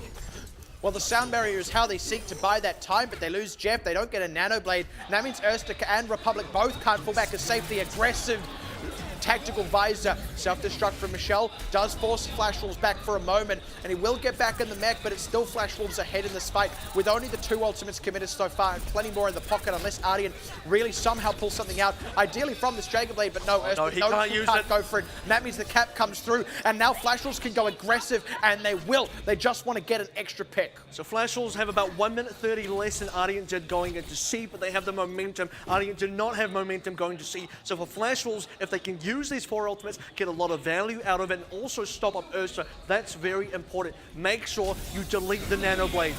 And there he goes instantly in with said Nano Blade, but hasn't got anything yet. Delete and there's the deletion. And Republic follows him down. Flash Wolves now underway. Sticky on to Michelle as well. Will not get back into that mech friendo. And the ultimates are still there for Flash Wolves. They've still got a self-destruct. Nearly got a tactical visor. They're going to spawn camp. They want to get Animo, but what they've got for now is the space above all else. Ultimate's not there for Ardeont. It's going to be down to this last one. They could do it with plenty of time. DM's got to find something. Yeah, this is going to be a big pulse bomb if he can land it. Sights onto Sinclair. Doesn't manage to but does get the kill anyway. And it's going to be K-Momo. He has to commit the self-destruct here, but it's got to get something. No, it does not. Bacon Jack goes down, and maybe he now wishes he'd held onto it for the next fight. Ardeont backs against the wall, but they do get that fight win, and now can get their ultimates up and stabilize. Yeah, this is going to be a big moment now for Ardeont as they do get some stabilization ultimates. They are awarded with the self-destruct. They're awarded with the sound barrier as well. For Flash Wolves, while they do have a tactical visor, there's a lot of defense to get through now. Ursa going into his 3rd pick of the game so far onto this Widowmaker. What can he find? That's going to be a big question, because if he doesn't get the value, he should have stayed on the Genji. The Genji is so much better. We know what he does on the Genji. That's a known quantity. Ursa on the Widow, that's unknown.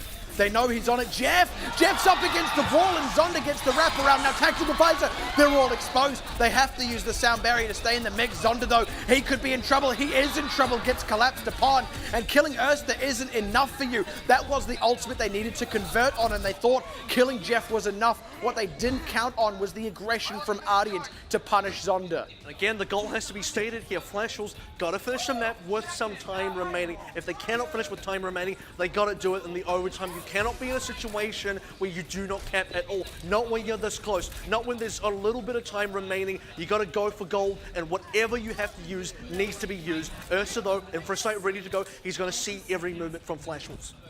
And they know it too, and they're now lacking in that tactical visor that they wanted to set up for. Zonda just keeps trying to bait out some shots. Now the infra sight out. Erster pulls back, dive in from Jongi. They want to convert. There's the transcendent into the mix. Cart's moving, but Republic is ready for the wraparound. Bacon Jack, though, is too in kind. Looking to get something. Ooh, gets pressured out now. They have to just hold off for a moment, pull back for now, charge up a few more ultimates again. Went to the overtime, so every single pick there now really matters. And it matters a lot more for Flash Wolves. He didn't get the self-destruct. That's a kill, though. That's a double! And DM2!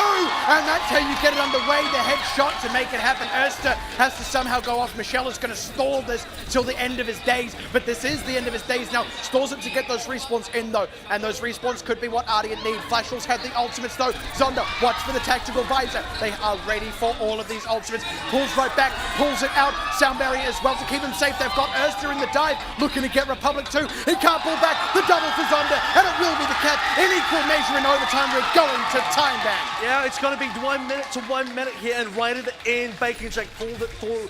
double kill with the pulse from Sinclair as well. Headshots onto DM. You knew Ardeont were in the bin as soon as you saw that. You knew Ardeont had nothing to come back with, and ultimates to boot for the Flash Wolves side. Realman sitting on the sound barrier. You had Flash Wolves tactical visor as well. Everything working for this squad as they go to the finish line, but it is not over. It's still only 1 minute per side. That means anything can still happen. And you've got to say, Jiang Tower looked close. In some places, it almost looked even, but it was Ardeont just that sliver ahead. This one, though, the 1 minute apiece in the time bank says it all. This is exactly even. This is dead even. And even if Ardeont pull out the win, it could be the last time they do so, because this is Flash Wolves already ramping up after the loss on Jiang Tower. And if they win, this could be the turning point. Also into uncharted territory now for both teams, because we did not go to the time bank for Numbani the last time these two teams met here. And the last time these two teams did meet here, it was a Flash Wolves victory. Looking to repeat that victory now, but they got to work for it. And Ardeont, they're hard workers too. Arguably the hardest workers of all, indeed, to stay ahead of the pack for so long. It takes a lot of effort. It's lonely at the top. But I tell you what, Flash Wolves have joined you there at the top. They took you to time bank, and now will they shove you off? So the last time we saw this attack from Ardeont, they focused Realman, they got the turret, they got the Tourbillon as well. This time though, who are you going to protect? Can you keep Zoto alive and Realman? Really deep dive onto Sinclair. It pays off, but they're at risk of losing Animo, but they don't crucially lose Animo. This turret can't get enough done without those healers there. Indeed, it's only the one healer. A third here is enough for Ardeont. This is going to be disastrous if Ardeont kept on through the entire way, because Flash Wolves last time were able to hold up for the first minute, were able to push it all the way. They get Jongi. They didn't quite successfully dive Jeff in the mix there, unfortunately. And Erster again, so low, but gets out. It just feels criminal, no matter how much Flash Wolves put the pressure on. And now they lose the other tank in K-Momo. They have to wait for that respawn before they can truly contest. No, they lose Bacon Jack. Maybe even can't contest. And maybe it will be that full cap off that one push from Ardeont. Now the question is, where will Flash Wolves stop it? And that's exactly it, right? Because Flash Wolves need to stop this one ASAP. Ardeont, every meter counts, every foot counts. And that's what's going to be the goal for Ardeont here. You may not expect a full cap out onto B. It is still possible, but Flash Wolves have to do everything in their power to prevent that. Ultimate's now coming up for both sides. Oh, it's going to be an explosive fight, but the swing will be those defensive ultimates that Ardeont have that Flash Wolves lack. And unless it's a quick pick on Animo or Jeff somehow, it will be those that swing it. Flash Wolves maybe need to go for a fight here to force those ultimates out, but it's going to be the aggression from Ardeont as per usual. They get 3 with that, and now 4. Erster making it happen there. Full gone, that's the wipe, and still ultimates in the pocket for Ardeont. Now this is the disaster moment for Flash Wolves, because they got to respawn to block this B. If the B goes over, suddenly this is too difficult to attack. I don't know if Flash Wolves can do it on their own offense, and Ardeont so far, it's capped. They're making a record here. It's already over. Flash Wolves now on the final legs. And remember, Flash Wolves didn't actually stop up Ardeont on the final leg. The cap did go through. DM though, Bacon Jack, 1 clip and a headshot for good measure. Pulse Bomb does go wide, and there are still those ultimates for Ardeont. Plus, DM's respawn not too far away, but it is the Transcendence out to save Erster's life. That's now attacked by the Zonda. Self-destruct forward to make some space, alleviate the pressure coming out from Flash Wolves, and Michelle does successfully remech. Jongi having to weave in and out, but now it will be Republic doing the same. The self-destruct from K-Momo blocked by the cart itself, but now ultimates in the way of Flash Wolves with that Transcendence up. Sound barrier nearly there for Animo. They've got to find a way in, got to find something to open it out, because it's too chaotic for them to capitalize. And there's those defensive ultimates getting matched. Bacon Jack now, Pulse Bomb. Jongi's down. He does get one back though with said Pulse Bomb, and there they start coming through. Bacon Jack is still in this one. They're still on the cart though. It's DM and Erster with that Dragon Blade, and again he's looking to get the 3K. No, DM steals Sinclair from him, and the cart's still underway. Ladies and gentlemen, this is what the best Genji in the tournament looks like. #1 DPS, and it shows Flash Wolves, they gotta have an answer to this. They need the sound barrier. They need the tactical visor again. They're at risk of being fully capped out twice. Get on the point. There they go, looking to get that contest. But Ardeont did still win it last time they were here. Sound barrier first from Realman, but Jeff matching now with a Transcendence to save himself and keep his team in the fight. Flash Wolves, there's the tactical visor, and it's got to do something, but Michelle blocks it. Sinclair's down. They do get Jeff. It is a trade, but they have to pull back. Zonda all the way to the spawn, and they still aren't getting the kills. DM low, but not out. Animo, D-Mex came over. They get the close out. Bacon Jack's dead. They got Jongi too. And where are these Flash Wolves members? And Zonda on the point. Are they really going to do this? They only had a minute, but they fully cap out again. And it's an unbelievable attack from Ardeont. They couldn't even achieve that on their normal attack. They finished into overtime. This time around, they finish in overtime again, but with only 1 minute and no opportunities for a fight loss, no stabilization from the Flash Wolves, and now the insurmountable task for the Flash Wolves on their own attack to match that time, to match the finish, and finish the map in 1 minute, just as Ardeont did, to go to a second time bank. Turns out Ardeont do have another gear after all, and it seems that you had to push them to breaking point. You had to push them to that perfectly even time bank to truly reveal them. Maybe it's not even their final form. That is a full cap out in full overtime with only that 1 minute there, which they used to cap the point. If Flash Wolves match this, I may just explode. I have to see if Flash Wolves got extra gears in their vehicle as well. Look, this is a race car right now, and so far Ardeont's got the one. They got the winning vehicle, but can it be Flash Wolves as well? Can they rev it up to the red line and complete this in record time, just as Ardeont did? It's a very difficult task, nearly impossible. But look, never say never. And you've got to consider as well for Ardeont, it may be pushing it to another gear, but it's not something we've seen from them before, and it could well be that you can only burn that bright for so long. We'll have to see if Flash Wolves A can match it here, and B can somehow, if they don't, find a way elsewhere in the series. It's got to be quick, it's got to be efficient. That's what Flash Wolves got to rely on here. Got to get that first A point in under 1 minute. There's no room for error. They need a lot of momentum, which means they have to win this first fight in commanding fashion, then roll straight into B. Zonda is on the low ground, which is a little bit risky potentially, but so far, kind of striking the balance, but there's the pressure. Oh, great follow-up, instant conversion. No response skill just yet. Republic constantly able to fall back, and DM even getting the 1v1 on Bacon Jack there. The pressure is unrelenting from Ardeont, and now Flash Wolves, they've got to find a way to regroup. They got to regroup quickly as well, waiting for Bacon Jack to come online here. This is the problem when you run Zonda on the ground. This is also the risk you take, but you want to protect him a little bit more. He can't be protected well on the high ground. He can't be protected well on the low ground. So where can you go as the Flash Wolves as we head into the final seconds now? Somebody's got to touch that cap. They've got to go for it now. There we go, just barely getting into the start of it with Bacon Jack still on the wraparound. Jeff, first casualty. That's what they need, but it's a trade for Sinclair, who would have had that Transcendence, and they lose Zonda 2, no setup. And they've got all the kills already. Erster will get a Dragon Blade, but he might not even need it. All they got back was Michelle, Jongi, and K-Momo. Uphill battle, not going to happen. There's the Dragon Blade to secure that last man standing on the point. 6-3, full cap, no cap. Ardeont are here to play. Yeah, and the improbable now becomes the impossible as Flash Wolves do not complete that cap. They needed it to happen on that very first push, or not at all. That is the only way they can match Ardeont. That is the only thing that Ardeont were able to do. Win that first fight, then snowball all the way to C.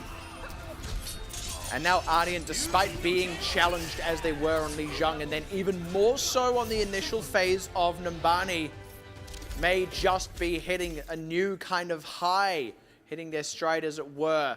Looking comfortable, maybe even feeling comfortable. Flash Wolves, once again, the pressure is on them to kick it up another notch. You have a situation as well where you look at the fact that, you know, some of Erster's plays with the Dragon Blade, and even on the Soldier he was able to perform. It's, you know, he's not as pressured as Zonda on the Soldier. This is why you get now the result 2-0 so far in the series, but some of those clips that Erster had, you couldn't even see the targets. You couldn't see who were using the Dragon Blade against. They were just people hiding behind other people. But he found them, he got them killed. And that's why he's #1. Let's take a look at that replay. And this is where the hold had kind of just started. This lasted a very, very long time for Flash Wolves, and they retained ultimate advantage for a lot of this. You've really got to respect how much they're going toe-to-toe with Ardeont without committing the ultimates, and then when they do, often they're getting a lot more mileage. But it is Ardeont, once they have the momentum, do get more with it.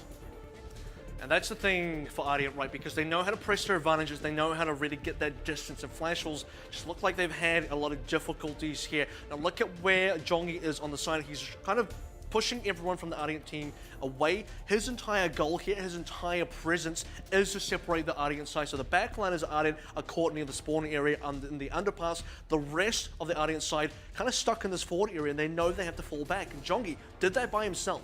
Yeah, and you see Michelle there looks to try and move through the top side, opts for a low ground pullback instead.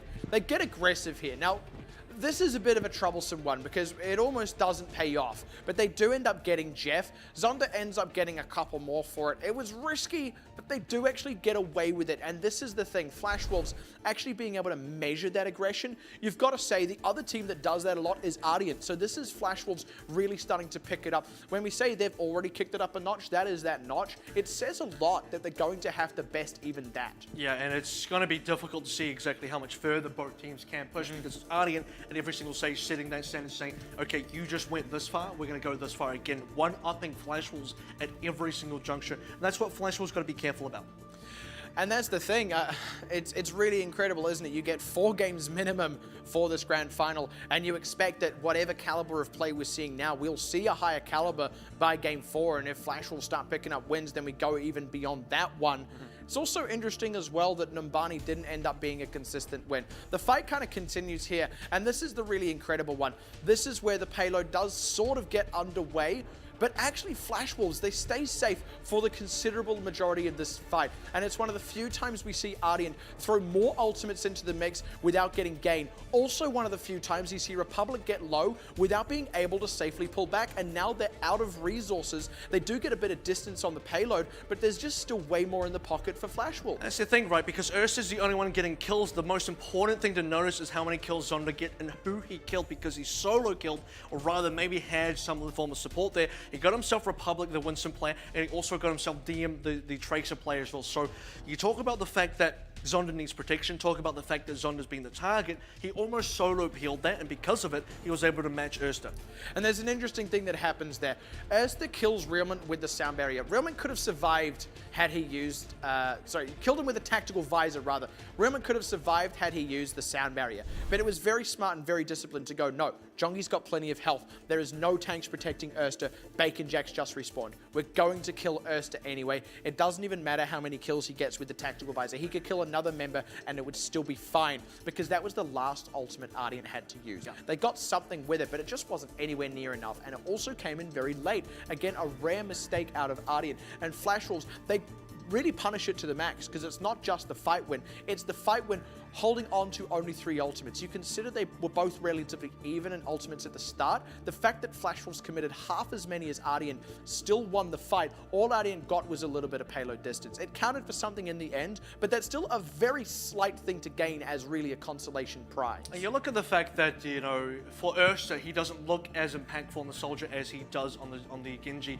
Even though he got a lot of kills with the tactical visor, he gets just as many on the Dragonblade, and then some more, despite the fact it's going to the next replay where we're already on to Flash Wolves' attack. And it took them a similar amount of time. There's still about a minute to go until they actually get the cap. And you've got to understand, Ardeont know exactly what Flash Wolves like to do here. So this entire opening stretch is just jostling to try and get Zonda dislodged from this position. They're constantly probing up with the tanks. They said DM in from the side, but this is where they start to mix it up a little bit. Jongi and Bacon Jack were looking for some kind of return. It pulls the pressure, these tanks, away from that high ground. But unfortunately, it doesn't quite work out for Jongi. This is where things actually go a little sour, and it's really just quick movement by Ardeont to pull back in time. And like, it's not just that Jongi pulled them away, pulled attention. Normally you do that safely and you get out. Unfortunately, it just doesn't work out that way for Jongi. He ends up far too pressured, and then they start getting these connections. The pulse bomb onto Zonda was almost a moot point. They would have still got a kill on Jongi anyway, because you look at the positioning here. It's one thing to try and draw pressure away from Zonda. It's another thing to essentially sacrifice yourself to do it.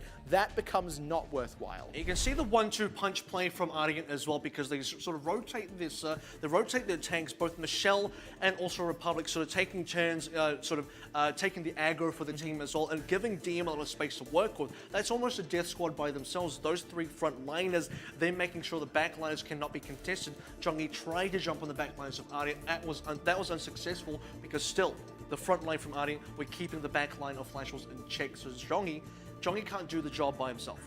Exactly, and it's one of those things. Had it actually worked out for Flash Wolves, we would have been saying the complete opposite. But that's the thing, like against a lot of other teams, I feel that would have actually worked. Indeed, that's what has worked for Flash Wolves against a lot of other teams. Drawing the attention away from Zonda allows him to go off. Let's move way down to the other end of that aggression from Flash Wolves. They've got the cart this far. Very good high momentum kind of push, and still plenty of time to get it over the line. So this is, 20 seconds remaining here, and they sort of rely on a very big play from Bacon Jake, so it doesn't look too pretty until that double kill with the pulse bomb. Note Bacon Jake on that far right side there, looking for the plays, and it is him eventually who opens things up. And the fact that he killed, I believe it was Animo and Jeff both, it's a 2-for-1, buy one, or kill one support, get one free, almost. They scrap out for a really long time, and this is looking rough for Flash Wolves, but they have at least not lost anyone. They've been able to respawn. It starts looking rough again, though. K-Momo loses the mech, just shy of a self-destruct. Jongi's getting pressured low as well, but it's that double, and it was actually onto Republican Animo. It alleviates pressure from Jongi, allowing him to just barely get his Primal Rage, and it also allows them to open up on these other members.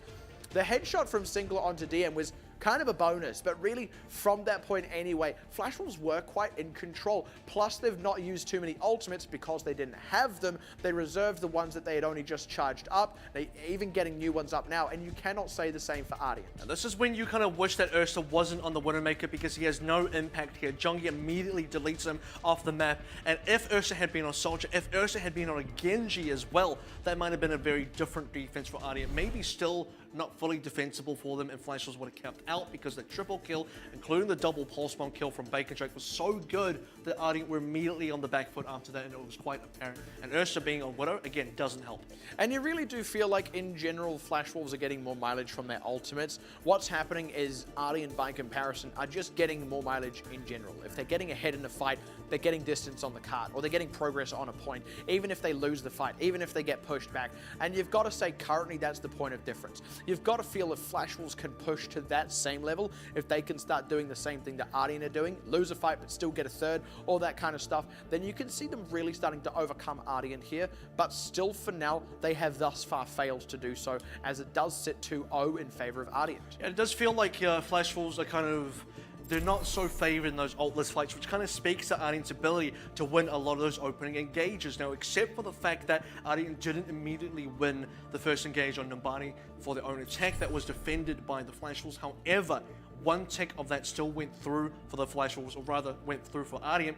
Flash Wolves lost a tick, then Jeff took the second tick as well. Eventually, it just went under their feet. So it's even Ardeont in those kind of scenarios getting the best of Flash Wolves. And you want to talk about ultimates as well. Ursa consistently getting multiple kills on Dragonblade, except for the big one. And surprisingly, when he was nanoblading, he got completely wiped out. That was a surprising turn of events, and one that Flash Wolves read correctly and responded to correctly. And it's actually happened twice now as well. Often it's when they commit the nanoblade, he ends up going down. And I mean, they're a team that are really great at keeping the DPSs, especially the ones diving, and especially Ursa when he's diving, keeping them alive, even when it feels like they really shouldn't. Like, I've seen him constantly just barely get kills and then get out on like 10 health with no one being left to follow up on him and just barely getting out alive. But if he's dying with the nanoblade, that's an easy 2-for-1 for Flash Wolves, and it is actually a consistent boon for them now. So far, it's going to be a 2-0 for Ardeont and Center. Flash Wolves, they want to come back, they're going to have to come back even harder, because OPC Season 2 Grand Finals continues after the break.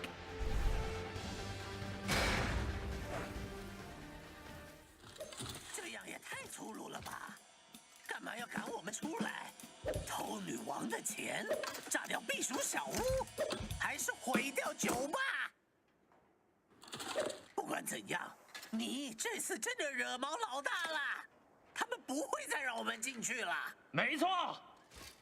好吧，有这2样就能通通搞定，金钱还有炸弹。我想到了。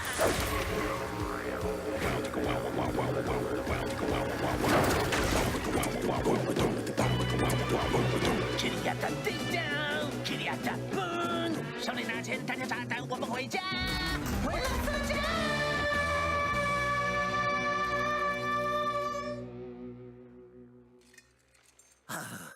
等不及想看看女王发现自己上当时会是什么表情了。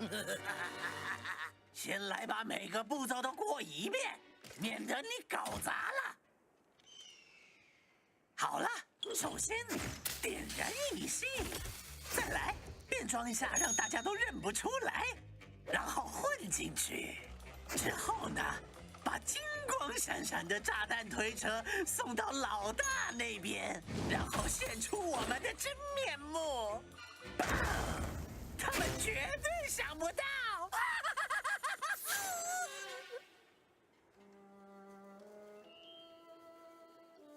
哦，对，我忘了逃脱路线。第2版，点燃引信，变装，推车进去，大门现出真面目，然后拔腿快跑。哦，太简单了。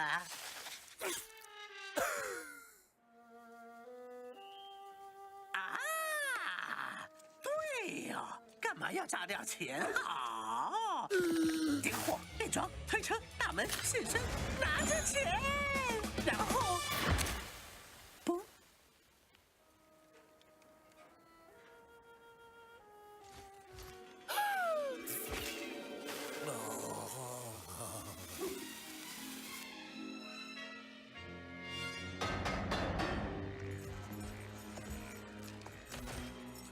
你要记住，别搞砸，别引人注目。是谁呀？炸弹鼠跟拦路猪！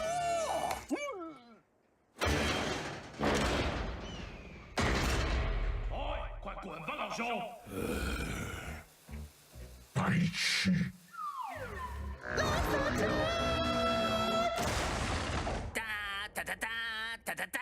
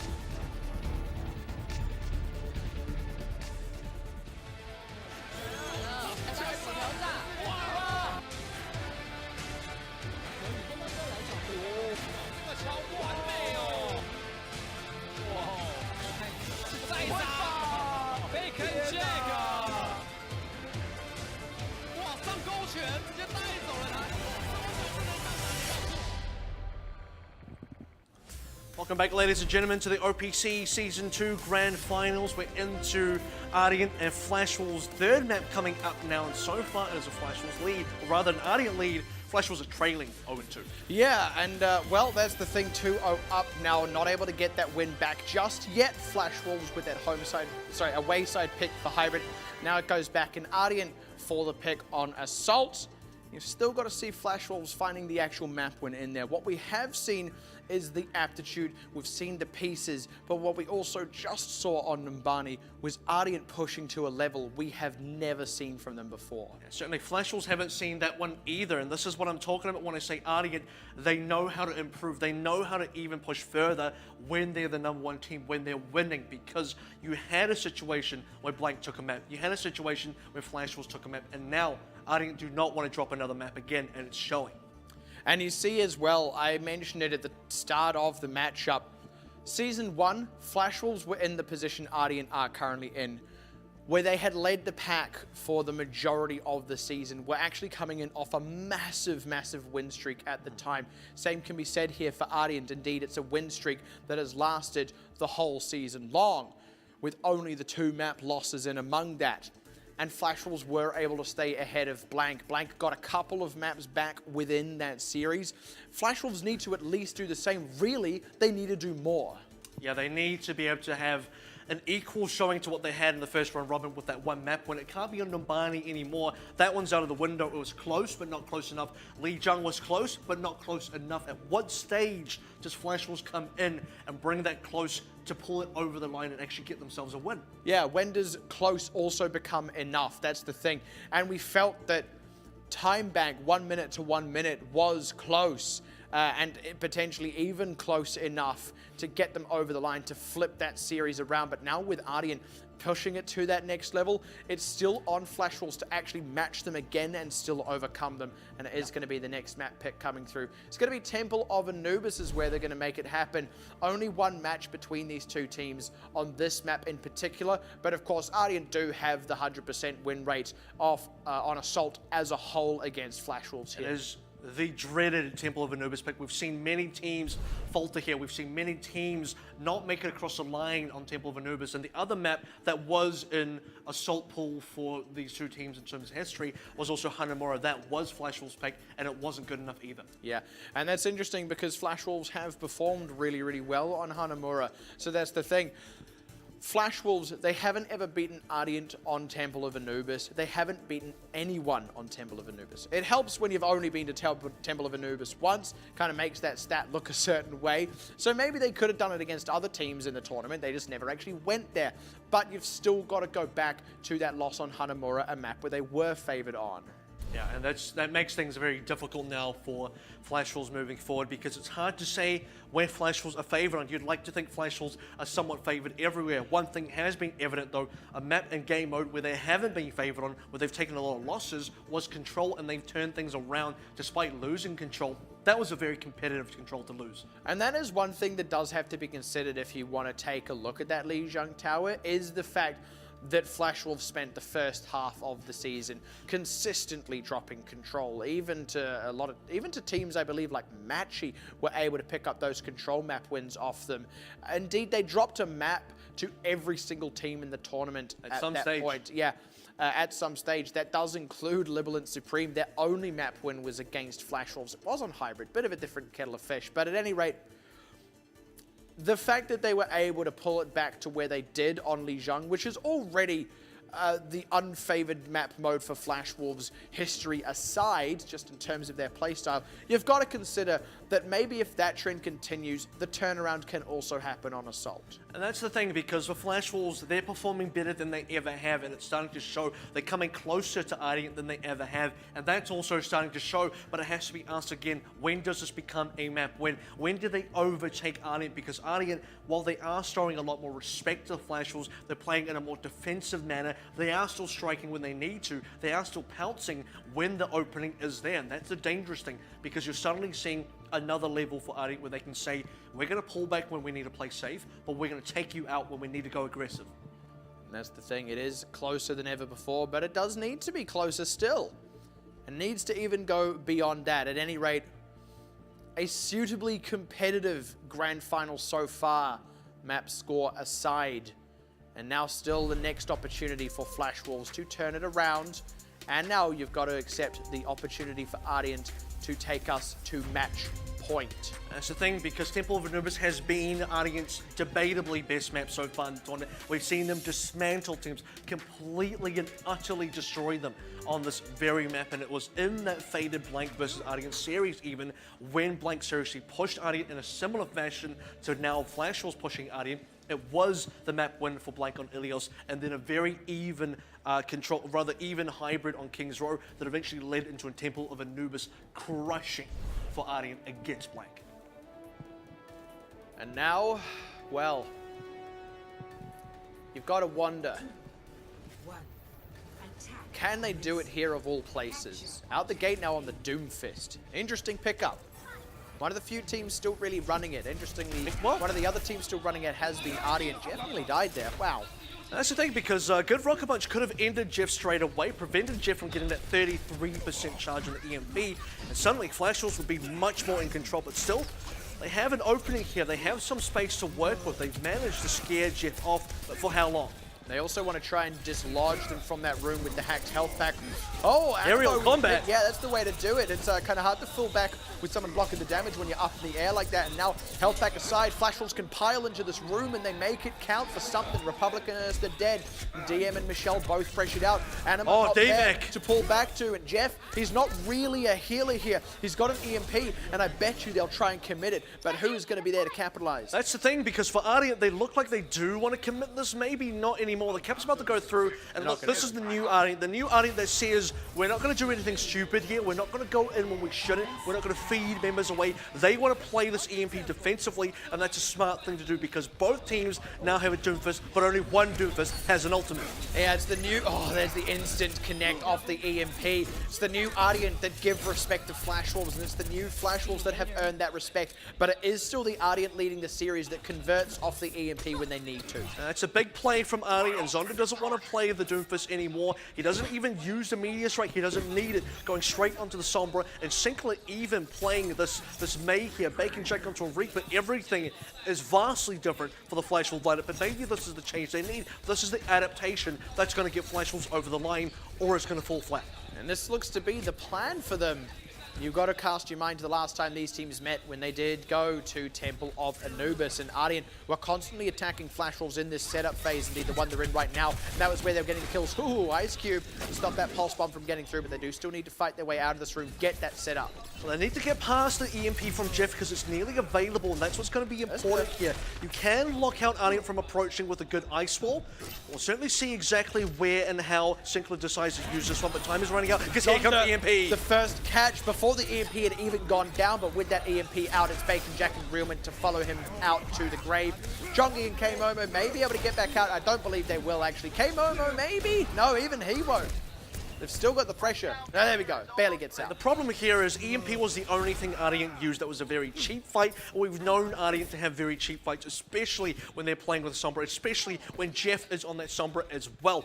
Everyone's ultimate got charged there, and Ardeont look pretty stacked going in this next defense. Flash Wolves, they don't look nearly as stacked, but they have some ultimates. Importantly, they have an EMP where Ardeont do not. And that could be all they need to turn this one around. That could be the swing factor for them. They want to do something like cancel out a sound barrier, stop Michelle from using a self-destruct, something like that.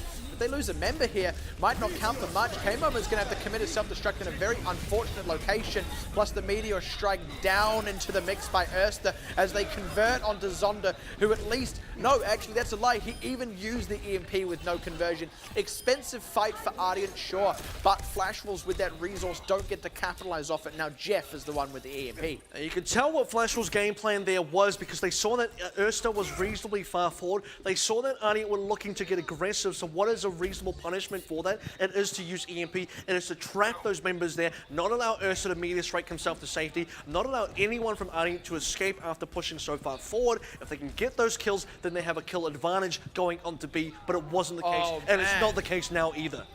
Instant grab onto Realman with the Rocket Punch and Flash Wolves. They can't really get out of this. They just have to try and find some kind of counter pick, but no such luck, as they're going to get absolutely routed. And this is what it looks like, the dismantling of Flash Wolves by Ardeont on Temple of Anubis. Like I said, they've done this to every other team. Everyone knows how good Ardeont are in Temple of Anubis, and Flash Wolves are feeling that harder than anyone. And even staggering out the Diva to maximum effect there. Again, it's just making sure it counts.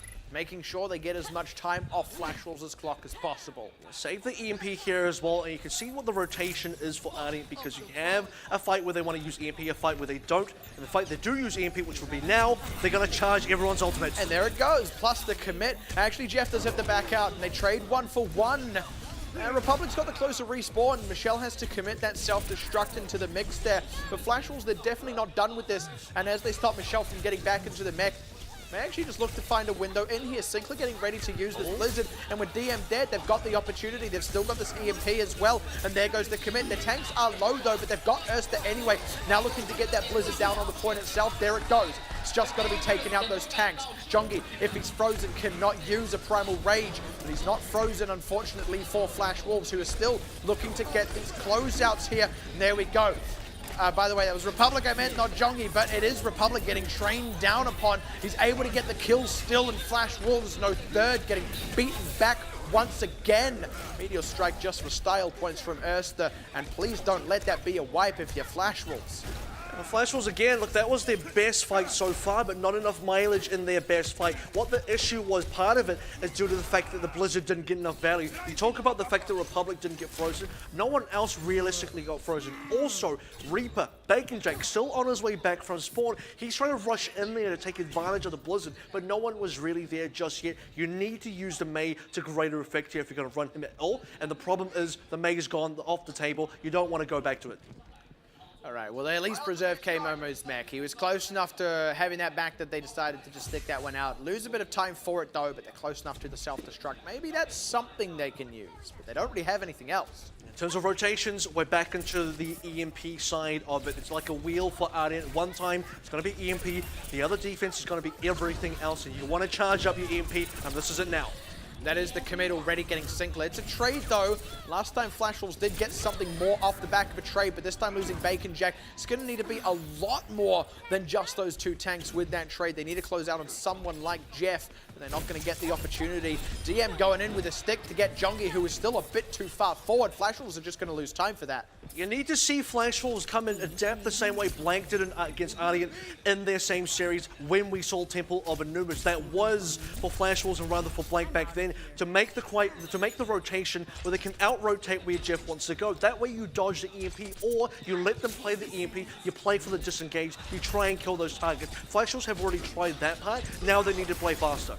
Look at this, Erster is willing to get aggressive, and he knows where the limit is as well to not overextend. Zonda a long way away from his team with this EMP. Look at where they are on the point. Self-destruct into the confined space, and it still doesn't actually convert. All they got was Michelle's mech, but that's not too big a loss for Ardeont with that closer respawn. Erster trades one back, looking for more. Doesn't actually get more, getting bumped about, and they do get the closeout, but their members are low. They don't have the secondary healer there, and Zonda is only just starting to rejoin this fight now as the respawns pour in for Ardeont, and they're actually just going to have to back off again with not even a third. This is not a good place to back off. Flash Wolves had an advantage there. They're waiting for the Ardeont respawn.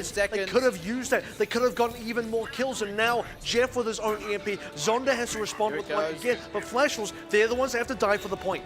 Nanamo's got the sound barrier, but Zonda getting aggressive off that, but where's going to be the conversion? There's no conversion. With that? Exactly, they can't. Now Jeff will be able to match it. Self-destruct forward as well. Gets Jongi. That's not a good start for Flash Wolves, and the rest just drop like flies. Who is even there for Sinclair to throw a nano boost onto? The answer is no one, because he's dead, and they will not get even so much as a third of point B. It's a very difficult pill to swallow for the Flash Wolves now, as they don't get that 1/3, as you've already mentioned. They needed to be able to out-rotate Jeff. They needed to be able to play around the EMP more effectively, and they couldn't do that. They couldn't get themselves on the point. The counter-straight did not work. Zonda onto the Sombra himself didn't get the EMP value. You had a Mei pick as well, didn't get the value out of Blizzard or anything else. And Bacon Jack on the Reaper, well, he couldn't get any kills either.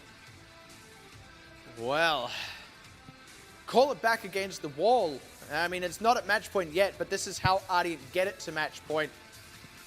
Flash Wolves, the game plan here really has got to be get a full hold on B, take it to Golden Point, and maybe there you can make something happen. But even then, they have yet to actually pick up a control point win against Ardeont in general let alone today.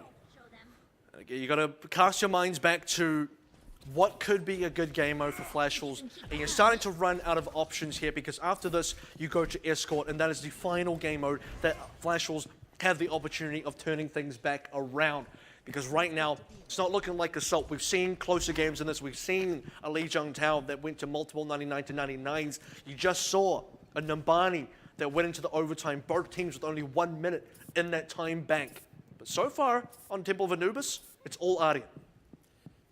In truth, though, that is the strength of Ardeont on this map. This is an incredibly favored map. This is a map where they have dismantled even the closest of competitors. I mean, which is this one right now. This one right now, but even cast your mind back to the more competitive series they had against AHQ, the one that was landslided by what felt like a single pulse bomb from DM. And you just got to look at moments like that. Every team that ever met them on Temple of Anubis fell well short of the mark. Flash Wolves may just be no exception. Certainly, so far, that seems to be the case, and Zonda is going to go back onto his Season 1 Genji. He hasn't played this in a while. It's going to be difficult to match the standard that Ursa so far has set. It'll be interesting to see what kind of mileage Zonda gets. That's part of what the mileage is. They want to actually dislodge Ursa on that Widowmaker, try and find Jeff maybe. It's Realman the first casualty. Gives Ardeont a window. They do need to get a bit more. Looking for Ursa now. Waiting to try and get it deflected, but Ursa may just be able to pull back. No, Zonda gets it, but they've lost Bacon Jack on the front side.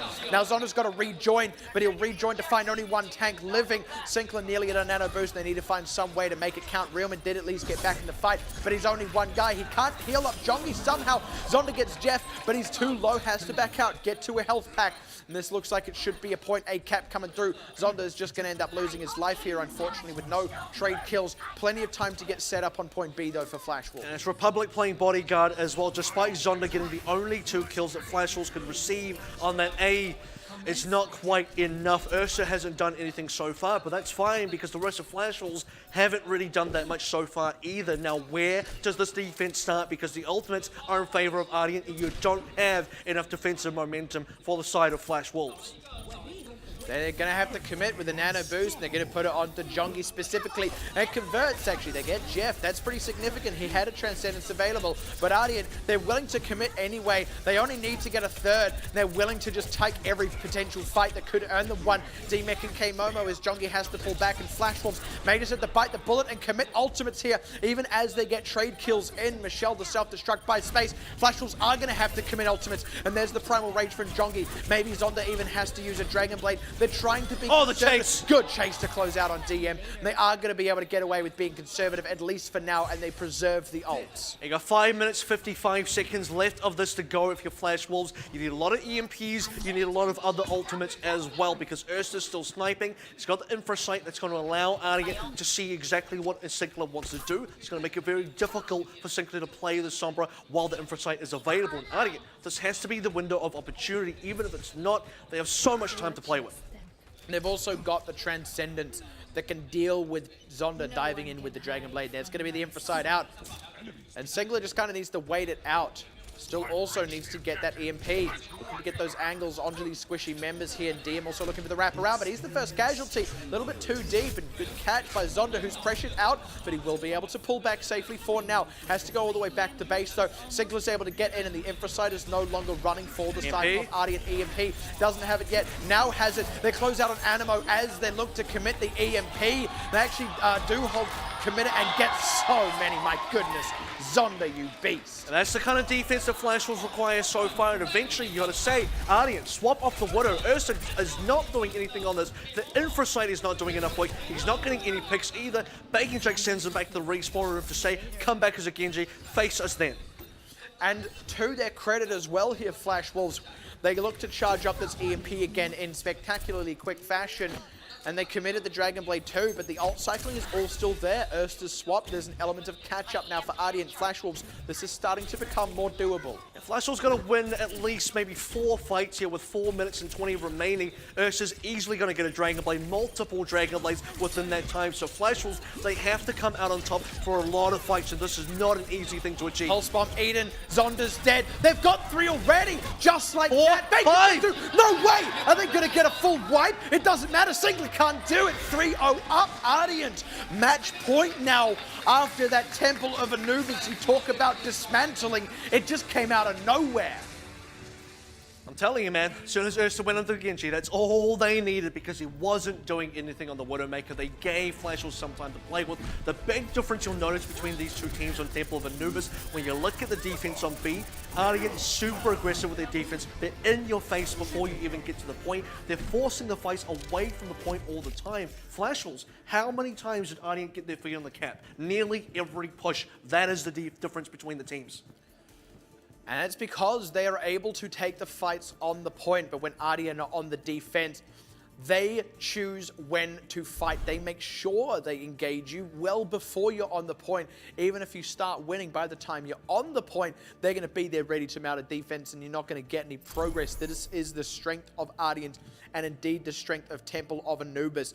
Now, you can call that one the more expected result, but all of that aside, Flashwolves still haven't found a way to get one on the board, and at 3-0 up, Ardeont have them at match point. If Flashwolves are going to reclaim their title, it will be in a reverse sweep or not at all. This is starting to look like a flashback now as well. If you remember the semi-final between Ardeont and Blank Esports, it was at the stage that it appeared to look very dire for Blank. And even last night, in the semi-final between Blank, and rather not Blank, but Flashwolves and Hong Kong Attitude, this is exactly the position they put Hong Kong Attitude in. But now, can Flashwolves be like Hong Kong Attitude and come back for a couple of map wins? Indeed, if they can get a couple, can they push that further over the line?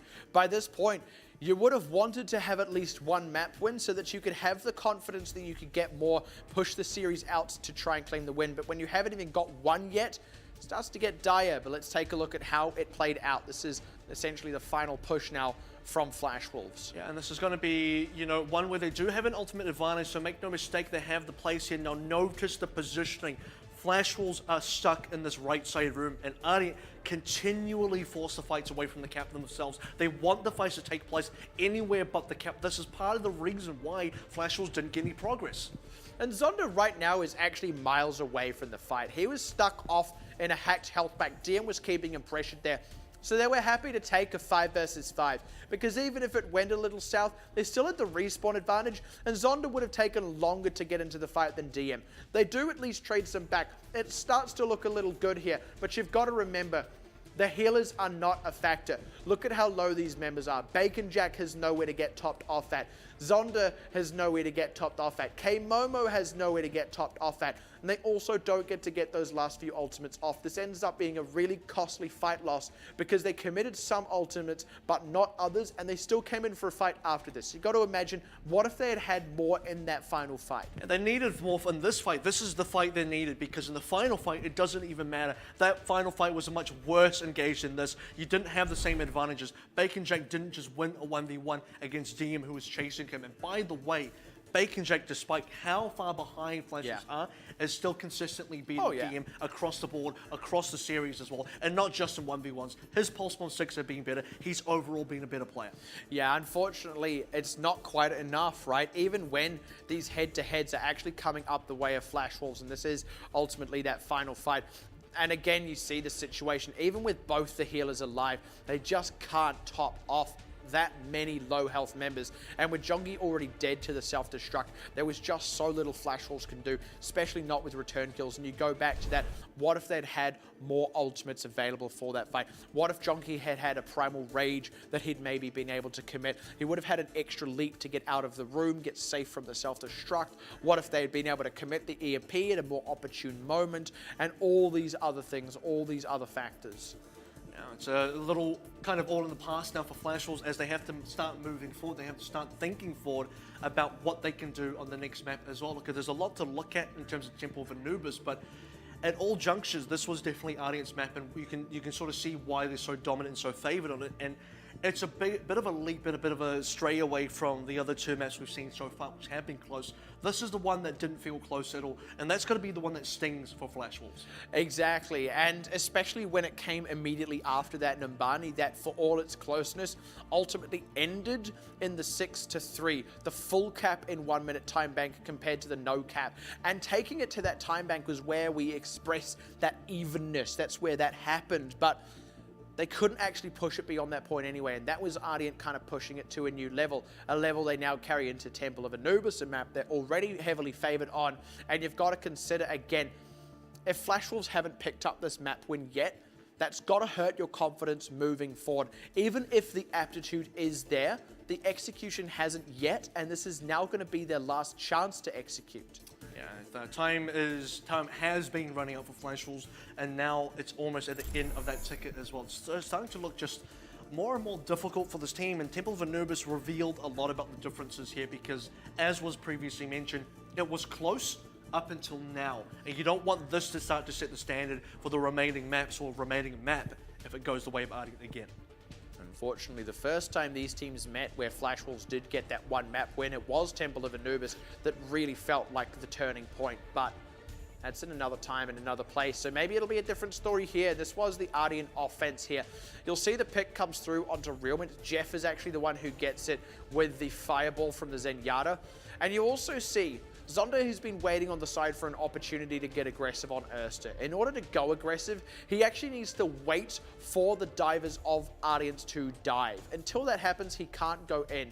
And of course, when they dive, they're going to dive onto a Flash Wolves that only have one healer left. And the problem here is Zonda's playing this with only one golden mine. All he can do is kill Erster, but Erster's not really doing that much work anyway, so it's not really a worthwhile pick for Zonda. You'd almost consider it to be better that he helps his team in the scenario, or at least the rest of his team in the 5v5 need to be able to hold their own. It doesn't appear that they can because it's the other 5 members of Ardeont minus Ursa that are putting the pressure onto the Flash Wolf side. And while they're doing that, Ursa's actually still adding in damage. All this time that Zonda is spending hiding and waiting on the side, he's not doing anything. He's not adding damage. So it actually, until Zonda does something, it's a 6v5.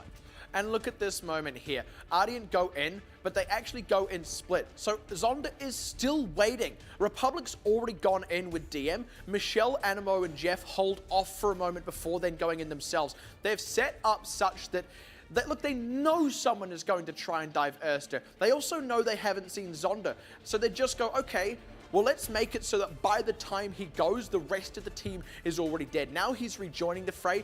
There's nothing he can do here. All these members are dead. The tanks go down. There would have only been Sinkler to top them off because of that early kill on Realman, who did get back in the fight, but was low and out of position before he could even really affect it. And you've got to say, the prioritization here from Flash Wolves was actually what bit them.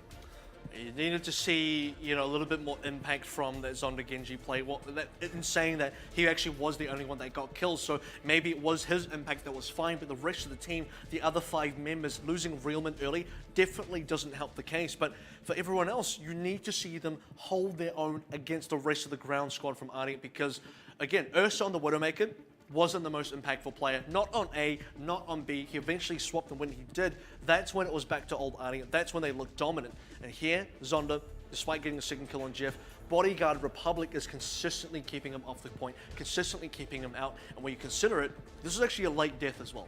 It really is. I mean, it's early enough that they will be able to get the respawn.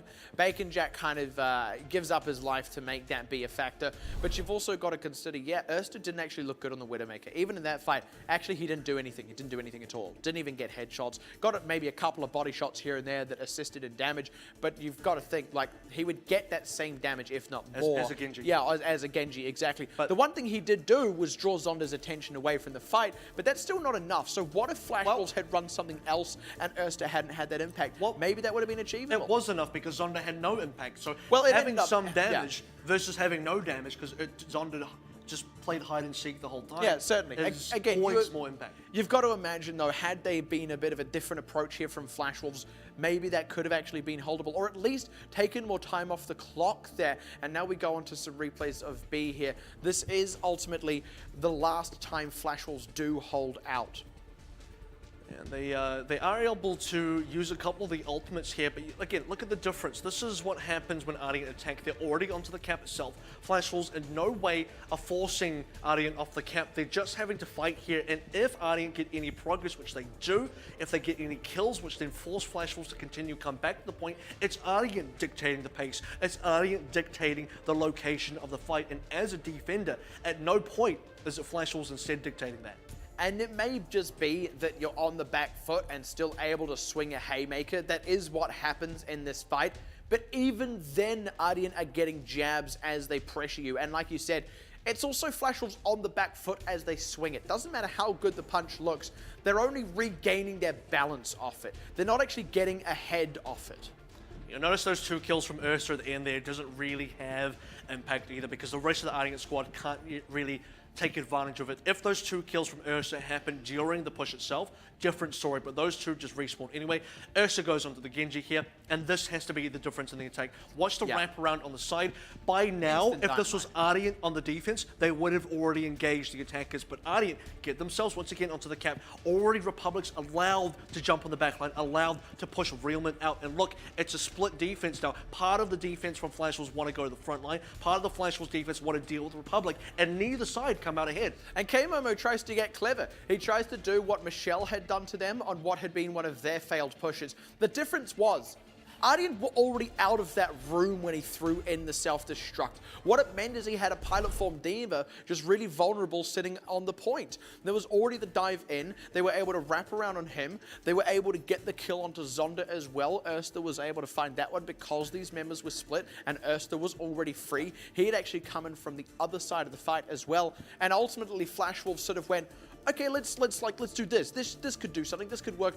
And it's like they just tried to copy Ardeont without understanding what made it work for Ardeont. Well, they didn't really even copy Ardeont because Ardeont did it properly. That's the thing. It's not really a copy if it doesn't work. Flash Wolves didn't copy anything. I mean, imitation is the sincerest form of flattery, but like, don't flatter them. Just beat them.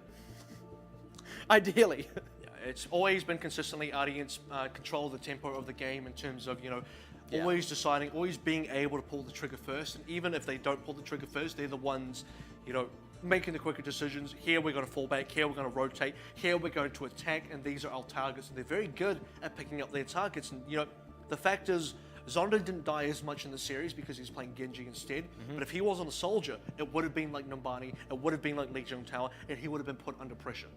Absolutely. Well, I mean, to speak of being put under pressure, rather, it is, of course, Flash Wolves under that pressure now. We've got to go back to this being at match point. They get the escort pick. They've only ever lost escort to Ardeont the one time they have been there, and Ardeont have only been to escort 3 times in the entire season. Twice when teams have taken a map win off them, and of course once in the semi-final where it was a 4-map minimum. And with that, the stage is still set for Ardeont to complete this clean sweep, and we'll have to find out what that actually looks like. So far, Ardeont are well into the lead. Flash Wolves are getting further and further behind. If you're a Flash Wolves fan, it's time to channel your energy. We'll be back with more Season 2 action after this.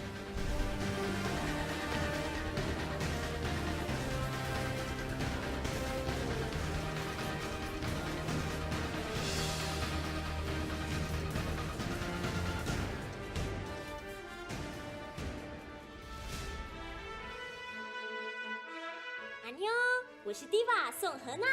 哇，是 Diva 本人哎，可以跟你要签名吗？嘿嘿，好啊。不过 OPC 第2季的季后赛即将在本周5、6日开战了。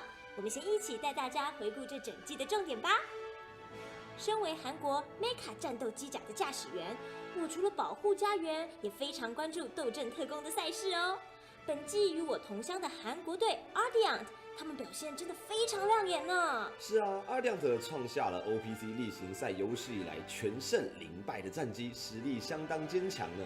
Ardeont 在升降赛时就发挥了令人惊艳的表现，在主 call Anubis 带领之下 ，Erster 电两输出手宰制战场。其中电更创下了平均高达31杀40的纪录哦，击杀死亡率也就是 KD 值是所有输出中最高的呢。超杀的！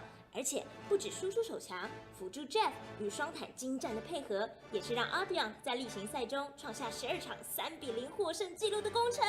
没有错，唯独与闪电狼与 Blank 交手时输了1个大分而已呢。除了 Ardeont 外，其他队伍也有明显的进步，甚至也上演了观众预期以外的翻盘，整体的实力相当接近，让每场赛事更加精彩可期。是的，这跟新选手的加入有着非常大的关系哦。你是说像 Mega 的新韩国选手 White、HKA 的 Movie， 还有 Blank 有着纽西兰救世主之称的呼雾与 Hus 吗？ HKA 加入 Mui 这位输出选手后，补足了角色池不足的问题，更是在例行赛中2次击败上次的亚军 Blank 哦。虽然 Blank 在新选手加入后经历了一段煎熬的磨合期，但稳定下来之后，犹如倒吃甘蔗，常常有着精彩的表现，也是唯二从 Ardeont 手中拿下1大分的队伍，不错不错哦。只能说，在新选手的潜力尚未完全发挥之前，赛况与排名都是未知数呢。除了新选手的加入，利爪组织的大坏蛋对战队的影响似乎也不少哎。易先生，你怎么看呢？OPC 前3周第1循环时是毁灭拳王刚登场的版本，因为非常的强势，导致毁灭拳王成为了每支队伍在战场上必备的英雄。不够熟悉拳王体系的队伍便会趋于劣势哦。难怪当时代表台湾参赛斗阵特工世界杯的闪电狼，在例行赛初期因为练习不足，对拳王体系就不够熟悉。另外，例行赛在第2循环赛中，炸弹鼠被大大 buff 的 1.14 版本上线，也就是阵型相互克制特别明显的版本哦。可以看到所有队伍皆纷纷练习新的阵容，好因应各个地图与各个敌人呢。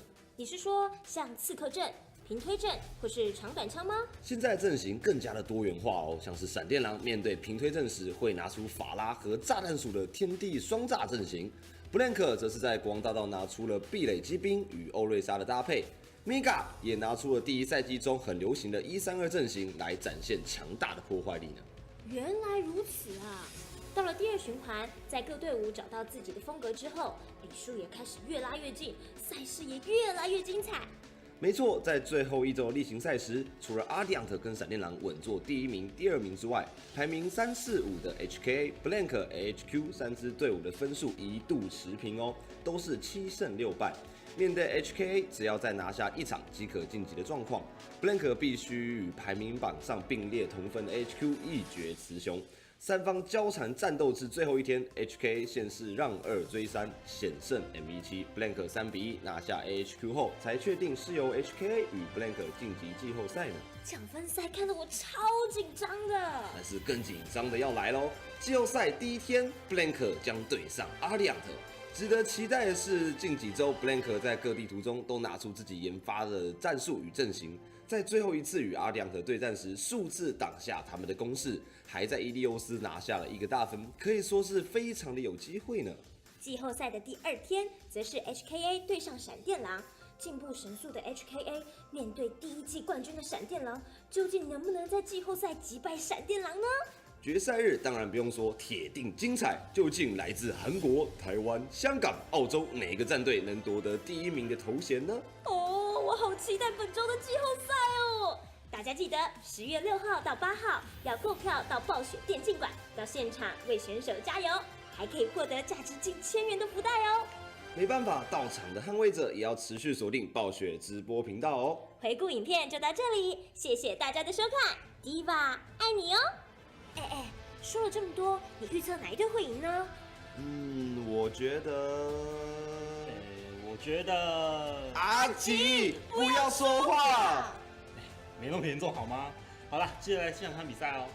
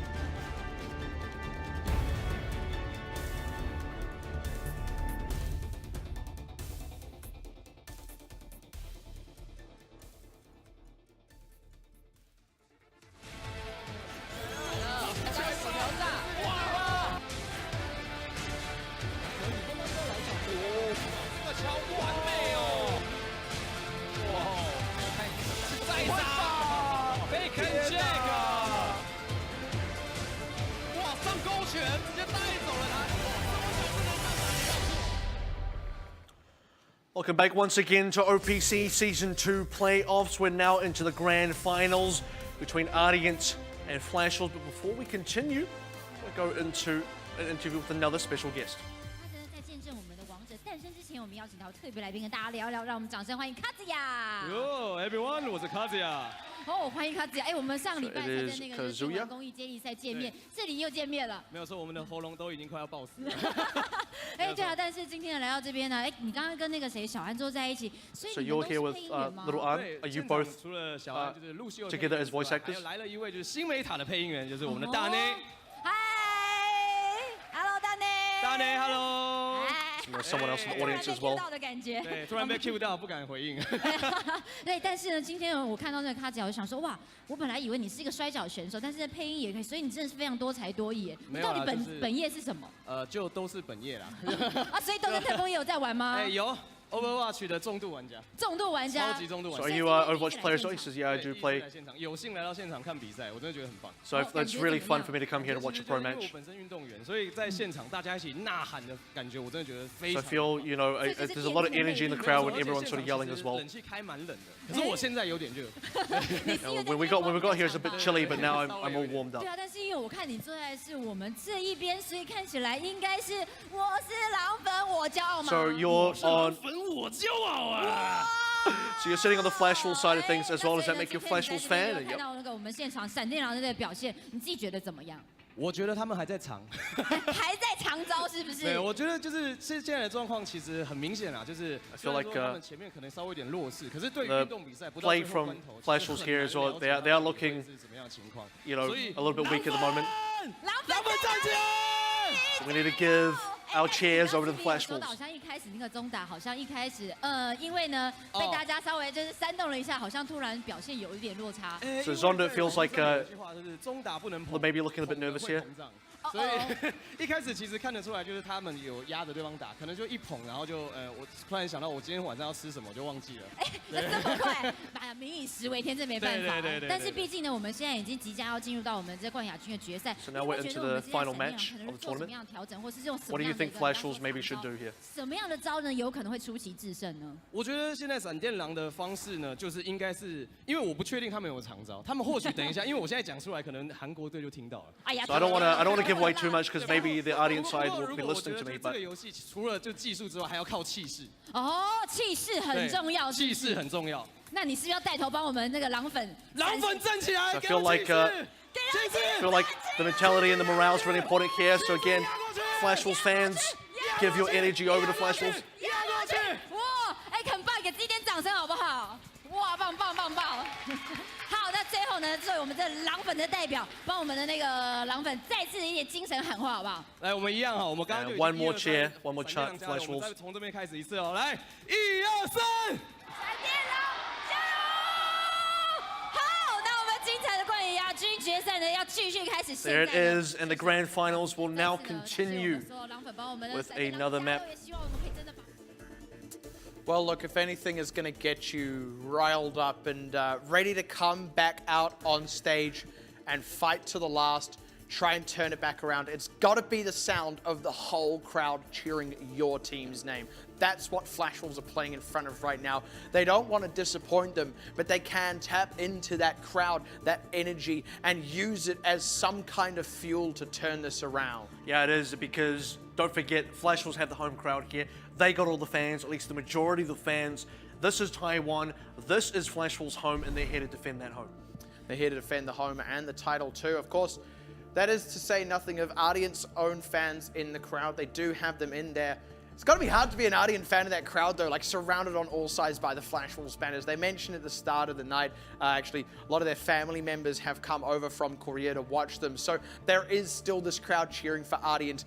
And you've also got to say, this crowd has been such an exciting and lively crowd. No matter who has been winning or losing, they've been there to cheer for everyone over these 3 days of playoffs. And that's the thing, right? Because you want to be a person that can look at all the games played, look at all the amazing moments and say, everyone's had some good spots in there. Everyone's really pulled their weight. And look, it's a celebration of Overwatch at the end of the day. And that's the thing, it has just been really good Overwatch over this weekend. Indeed, the best we've seen all tournament long, and now in the grand finals, we're seeing even better still. It is Ardeont currently leading the series 3-0. having picked up all of those most recently on Temple of Anubis in quite convincing fashion, though you will have to accept it.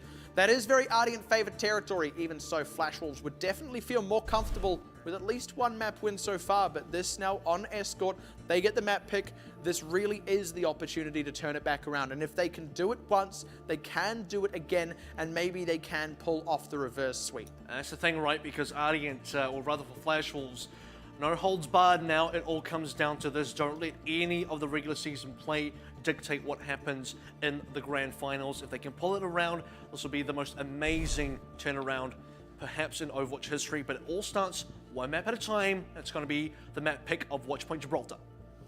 A map that Flash Wolves themselves have only been to a couple of times, but funnily enough, as much as you can't scout Ardeont much on Escort, since they've only been to it 3 times, this being the 3rd, or rather this being now the 4th, I should say, Flash Wolves are incredibly experienced on it. Every single game they played, actually not even with the exception of one, in the first round robin, went to 4 games. They were all 3-1 wins except for the loss against Ardeont. I believe there may have been a 3-2 loss in there, but at any rate, they have played a lot of Escort. They are well practiced on Escort. They may not know what Ardeont can do, but they can still be confident in what they can do.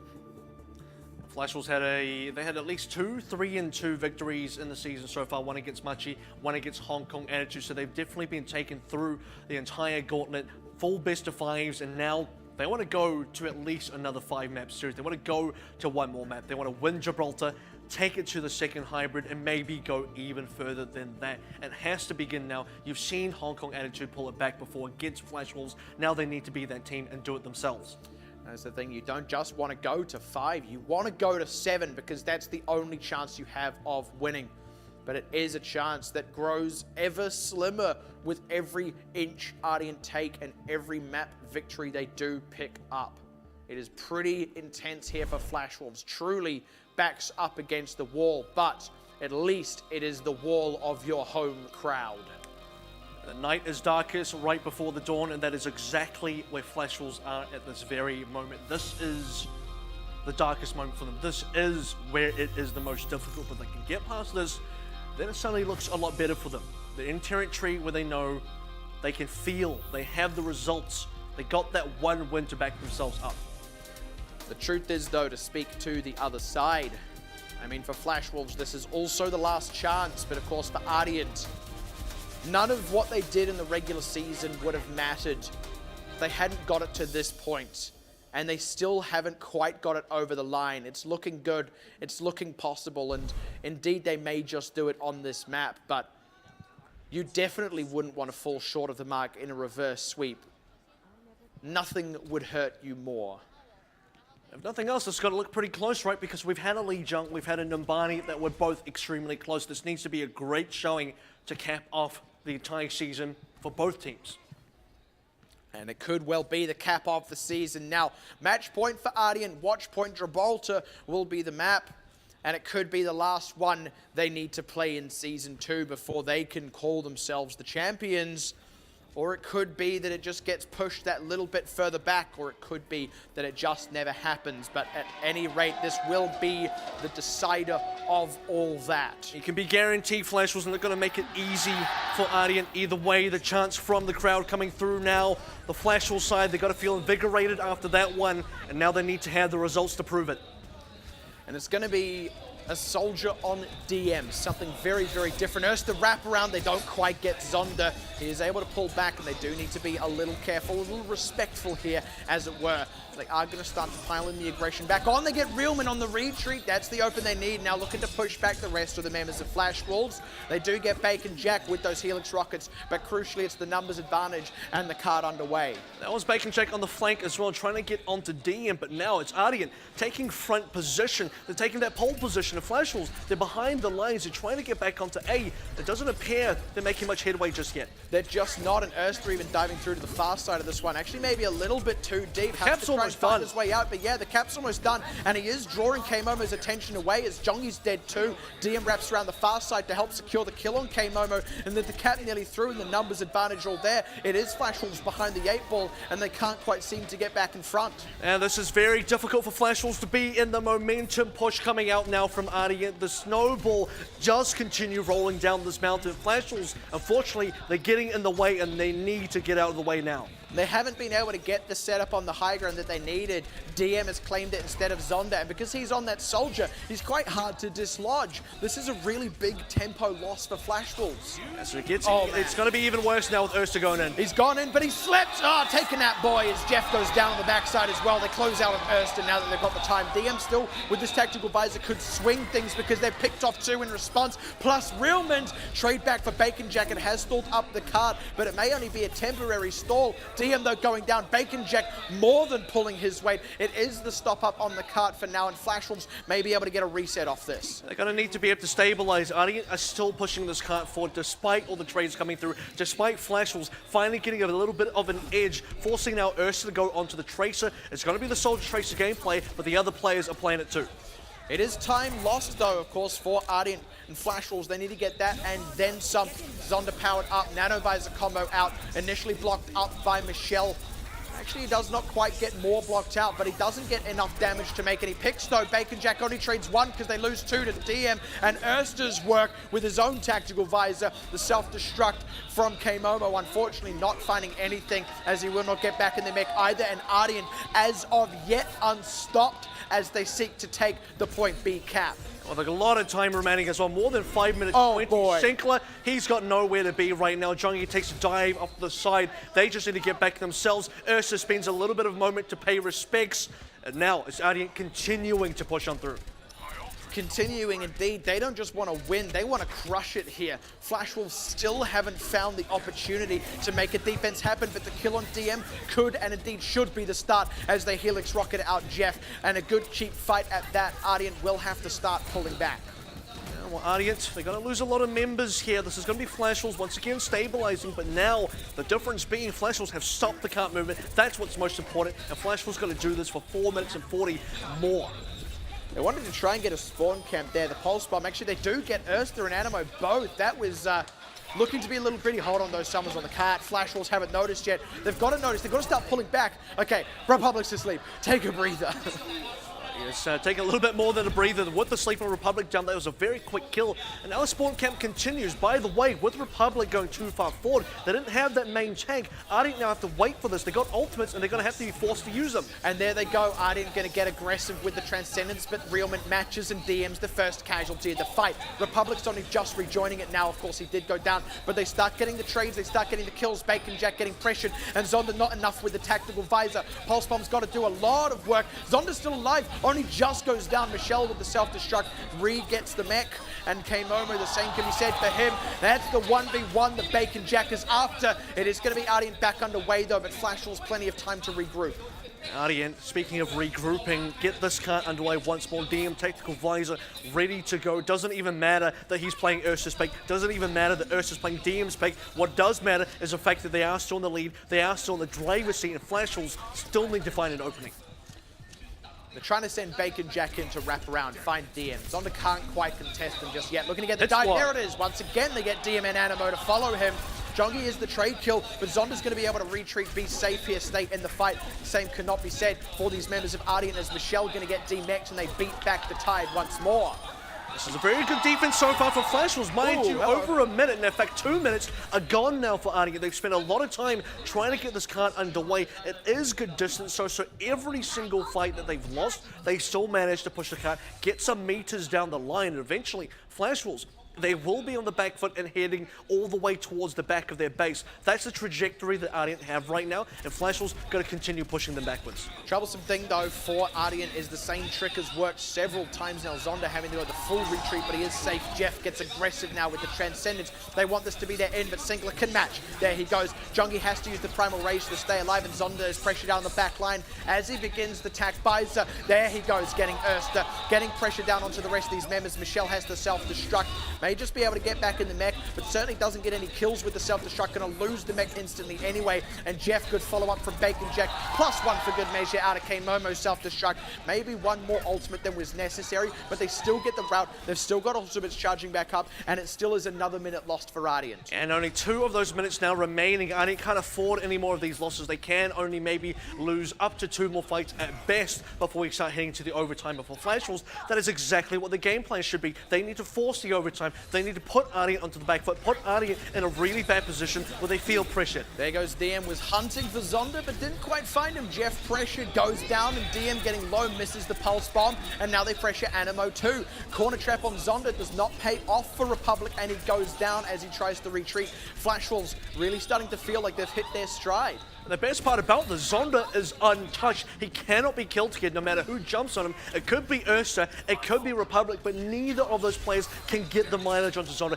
He's playing so far back that you have to dive so far away. That being said though, if Zonda plays too forward, Jeff snipes him out. That's all they really needed. At least Michelle had just taken a dive, but Ardeont are happy to get aggressive anyway while Zonda is coming out of the base. They convert onto Realman, trade back on Jeff, though Ardeont do need to give this respect, but they also know that they can safely go aggressive to an extent. No, Erster goes down to the tactical visor. They've got the members back. Here comes Zonda. Zonda, he's still going with that tag visor against DM2. And again, Ardeont, another minute lost and now less than 1 left. And less than 1 ultimate as well. They're waiting for Animo, they're waiting for Jeff. This is going to be it. Double supports coming in. Flash Wolves, they're going to a lot less to work with here. You're not going to have a miracle defense from Zonda. You're not going to have that magical tactical visor this time. It's going to be Ardeont going up to this face front. Oh, he's able to stay alive, and that's a very early sound barrier from Animo because they're trying to get the closeout on Zonda, but need to not overextend. Jeff goes in with the Transcendence. No kills either way just yet, but it's Jongi, the low member, able to pull back, heal up. Ideally, you're looking to get back in the fray now, but that means K-Momo takes the brunt of the damage. It's actually Bacon Jack, the first casualty, and there is the D-Mech. Michelle, unlike K-Momo, gets to commit a self-destruct, and there's the kills coming through. Zonda is still alive, but he's the last one alive as Singler goes down, and Zonda can't do it. The cap goes through 3.1 seconds, just shy of that overtime. Ardeont, they've got to be pleased with that, with how hard that was to get over the line. As a real heartbreaker for the side of Flash Wolves as well, so close to stopping it until the overtime, but they'll have to be pleased with 3.1 seconds. Flash Wolves, they had such a hard run on A, they had such a hard run defending B as well, but when we got to see suddenly multiple fight wins in a row, it nearly became possible for Flash Wolves to also fully hold C, but it is Ardeont their opponents, and Ardeont are known to complete the map. Now Flash Wolves have to cap, have to take it to Time Bank, have to win it in Time Bank. Same story ultimately as Numbani, where they did not win in that Time Bank. And you've got to feel that Ardeont do have the aptitude to fully hold Flash Wolves. You don't know where, but it could just happen anywhere. We're going to have to see what that looks like, because for Flash Wolves, that happened on C. Where did Ardeont make this hold happen? Is it going to be on A? Will it be on B instead? And certainly if Flash Wolves get a lot of momentum for C, can they push it through with even more time? Because they need an advantage. There is no way for Flash Wolves to finish the map with less than 3 seconds remaining into the overtime. If they do that instead, suddenly it just doesn't look good. It's very close to what we saw in Numbani, and it might as well be a time bank 1 minute to 1 minute, but except this time 1 minute to 1 minute, 3 seconds. He's got plenty of time to respawn. Don't you worry about it. Guess Hanzo is just tired of life. But it's going to be Ardeont now on the defense, and it's not actually going to be a Hanzo, of course. That would have been a little bit too strange. Certainly this is not the place to pull out a weird pick. It may be the place to pull out a pocket pick. Something that Flash Wolves haven't seen before, something they cannot prepare for, to try and close it out for Ardeont. And by the way, Ardeont spent a long time with DM on Soldier and Ursa on Tracer as well, and that just wasn't an effective combo. You didn't have the right players on the right heroes, but they're on those right heroes now. And what can they get done with them? Scouting arrow for Bacon Jack. Now it's going to be looking to just straight up match what Ardeont are running with, of course, the exception of Animo on the Ana and Realment on the Lucio. So far, it's an early stop-up from the Ardeont side.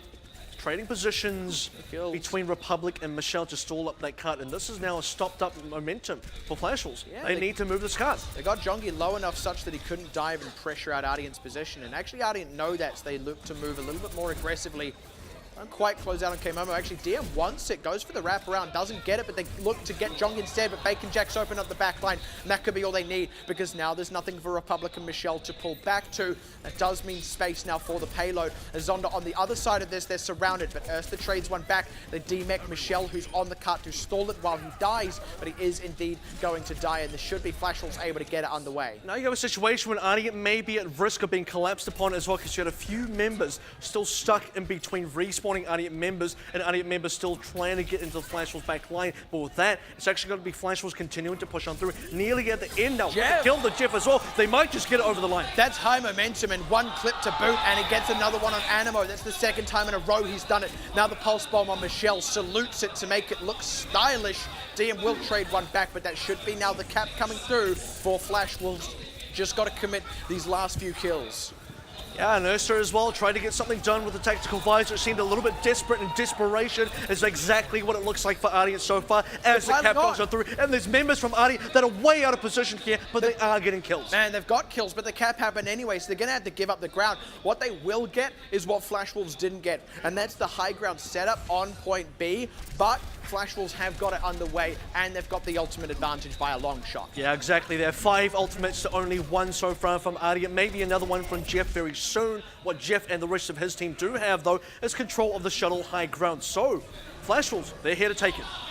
Looking to just find their way in. Republic ulted out already as Jeff has to commit the Transcendence. Flashwolves looking a little lean for ultimates. As Zonda not getting anything with the tactical visor thanks to the hand of Republic. Oh! It's a 3K from DM to completely shut down that offense, and an expensive one it was at that. K-Momo, the sole survivor. What a bomb from DM. And you can only poke DM so far until he really gets angry, and that's exactly what an angry DM looks like. Bacon Jake has had such great moments on Tracer in this entire series, and DM, look, he wants a spotlight back on him. Now, Flashwolves have to find a way to get that card back underway. Erster about to rotate into a tactical visor. Michelle with the self-destruct to make space, and all Flashwolves have to work with is Realman's sound barrier. Got to dislodge Erster here. So the stabilization here is on with only 2 members down now. Flashwolves may have to look to pull back, and Jongi already on his way back to spawn. Which they DM did get Erster follow up on. Yeah, they got Erster, but Jongi had to go deep for that to make it happen solo, and at that point Erster went, no, just let me die. You'll be able to kill Jongi in the back line. You'll be able to get Erster back in. Still Flashwolves, just looking for that opening. They do need to do a couple things here. A, push the cart. B, dislodge the members on the high ground, and both need to be achieved. Only getting one done is not quite enough. You can't do one without the other either. So it's a 2-pronged attack here from Flashwolves and Ardeont as well. They have the ultimates now. A big advantage, 5-1. Flashwolves just need to not commit anything. Draw something out of Ardeont here. They are lean for time. DM's looking for another one. That one's not going to connect though, but they've got a good wraparound. Trade 1 for 1 though, and Erster's still holding on to the tactical visor. Still an ultimate advantage for Ardeont, and that's what they want to leverage here. Flashwolves, they're still just not committing to these fights, just losing time. This is not where you want to be stopped up as Flashwolves. You were able yourself to be able to stop up Ardeont on C, but we're not even on C yet. We're barely through B. You're not even halfway through this hangar phase just yet, and you're still waiting for Flashwolves. You're still waiting for them to make a move. You're still waiting for that cart to move forward. But what you're not waiting for anymore is ultimates. You've got them up. You're about to get a self-destruct and a Primal Rage too. If you're going to do it anytime, you're going to do it now. They just need to find the window in. Zonda looking to get in safely. But once again, Republic looking to get aggressive to beat him back. And it means Ardeont can match these ultimates. Zonda has to stay in the range of that ultimate there. He's still forced back because he pops the tactical visor. Sound barrier there to keep him alive as well. But he doesn't actually get anything with the visor. And they've still got pressure on as Erster opens with his own. It is Republic and DM. They're the casualties, and now Erster pressured out as Flashwolves are able to start getting this around. Erster, he's not going to live. He's going to go back in to stall the payload for a second, but Flashwolves at long last back underway. And most importantly, Zonda stayed alive, now looking for survivors, looking for respawners. Where they're going to come from. K-Momo already positioned to defend against that. Jongi needs to be there to meet him as well as Republic touches the card. just flying in, but Jeff's the casualty. Bacon Jack was ready for the wraparound. DM looking to do it again. Oh my goodness! And he does do it again. It gets run back into Zonda, but it may not be enough because Erster is dead. Jongi and Bacon Jack together are still this dream team, and we talk about that so much. Maybe you do kill Zonda, but you've still got to give respect to those other members. It's just Michelle stalling, but stalling for whom? Jeff is dead. The rest of these members, if they want to pile in, may just become ult battery for Flash Wolves. They need to get a lot more than just those few trades because the kills still come up the way of Flash Wolves. Now DM and Erster, the last ones left, indeed the last casualties as the cap goes over for Flash Wolves. And finally now, 2 minutes and 14 seconds remaining. Look, it's a lot less than what Ardeont had to work with, but if Flash Wolves can make the distance that Ardeont could not, then it doesn't matter that this is where the cart stands right now. It all matters what Flash Wolves can achieve within this 2 minutes. And Bacon Jack, he's already back on fire. DM, he's had some great moments, but even without the pulse bomb, Bacon Jack gets the kills. Erster's got to find something here. Got to get a Dragon Blade. Got to get some kind of pick. And he's still got to make something happen with that Dragon Blade. Flash Wolves will get a bit of movement for now before Ardeont commit, but this is now going to be the commit. Goes around the corner to find Jongi right in his face. Now is getting beaten back a little bit. There is that Dragon Blade. He commits in, needs something. Answered by a Transcendence as Erster has to pull back.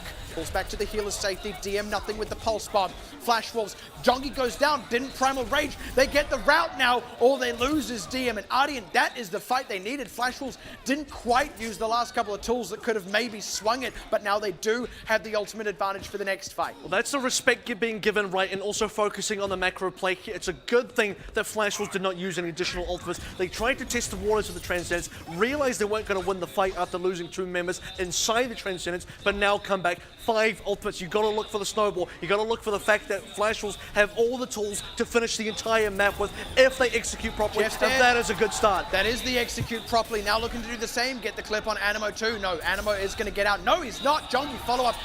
Now Bacon Jack wants to get aggressive. Erster's in a little bit too deep, will not get out alive, and that's the momentum for Flash Wolves. But if anyone can stop a snowball, it's Ardeont. And still 4 ultimates though, so Ardeont, they got the work cut out for them. What are they going to use here? Republic can stall, but stalling is not a victory condition. Zonda now the tactical advisor. If he gets the kills here, it's all over for Ardeont. But if Ardeont get the kills, it's all over for Flash Wolves in the grandest sense. But no, it's Zonda getting them. Self-destruct from Michelle. Oh my goodness! He's got 2! That might be it. Flash Wolves, they do get 1 back. K-Momo remake, but he can't get anything else. It is the mech on Michelle as well, and they're trying to stay in this, but the respawns are there for Ardeont. Flash Wolves, they're still trying to pile in. Bacon Jack trying to stay in the mix, but the sound barrier from Animo. 3 seconds. The kills, 3 seconds. Are they going to do it? Flash Wolves, they're still piling on, but they just don't have the legs. They just don't have the members, and they definitely do not have the ultimates anymore. Once this Transcendence runs out, it will be Sinclair alone on the point. The overtime to disappear. Ardeont,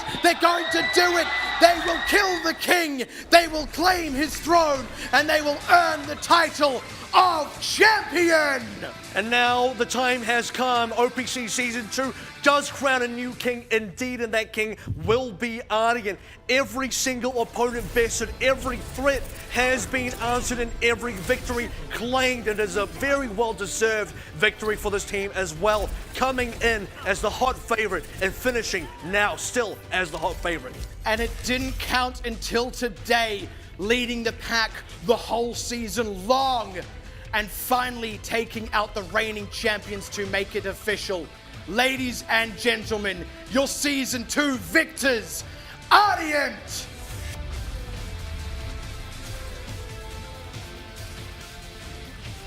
And what a story it has been for this team.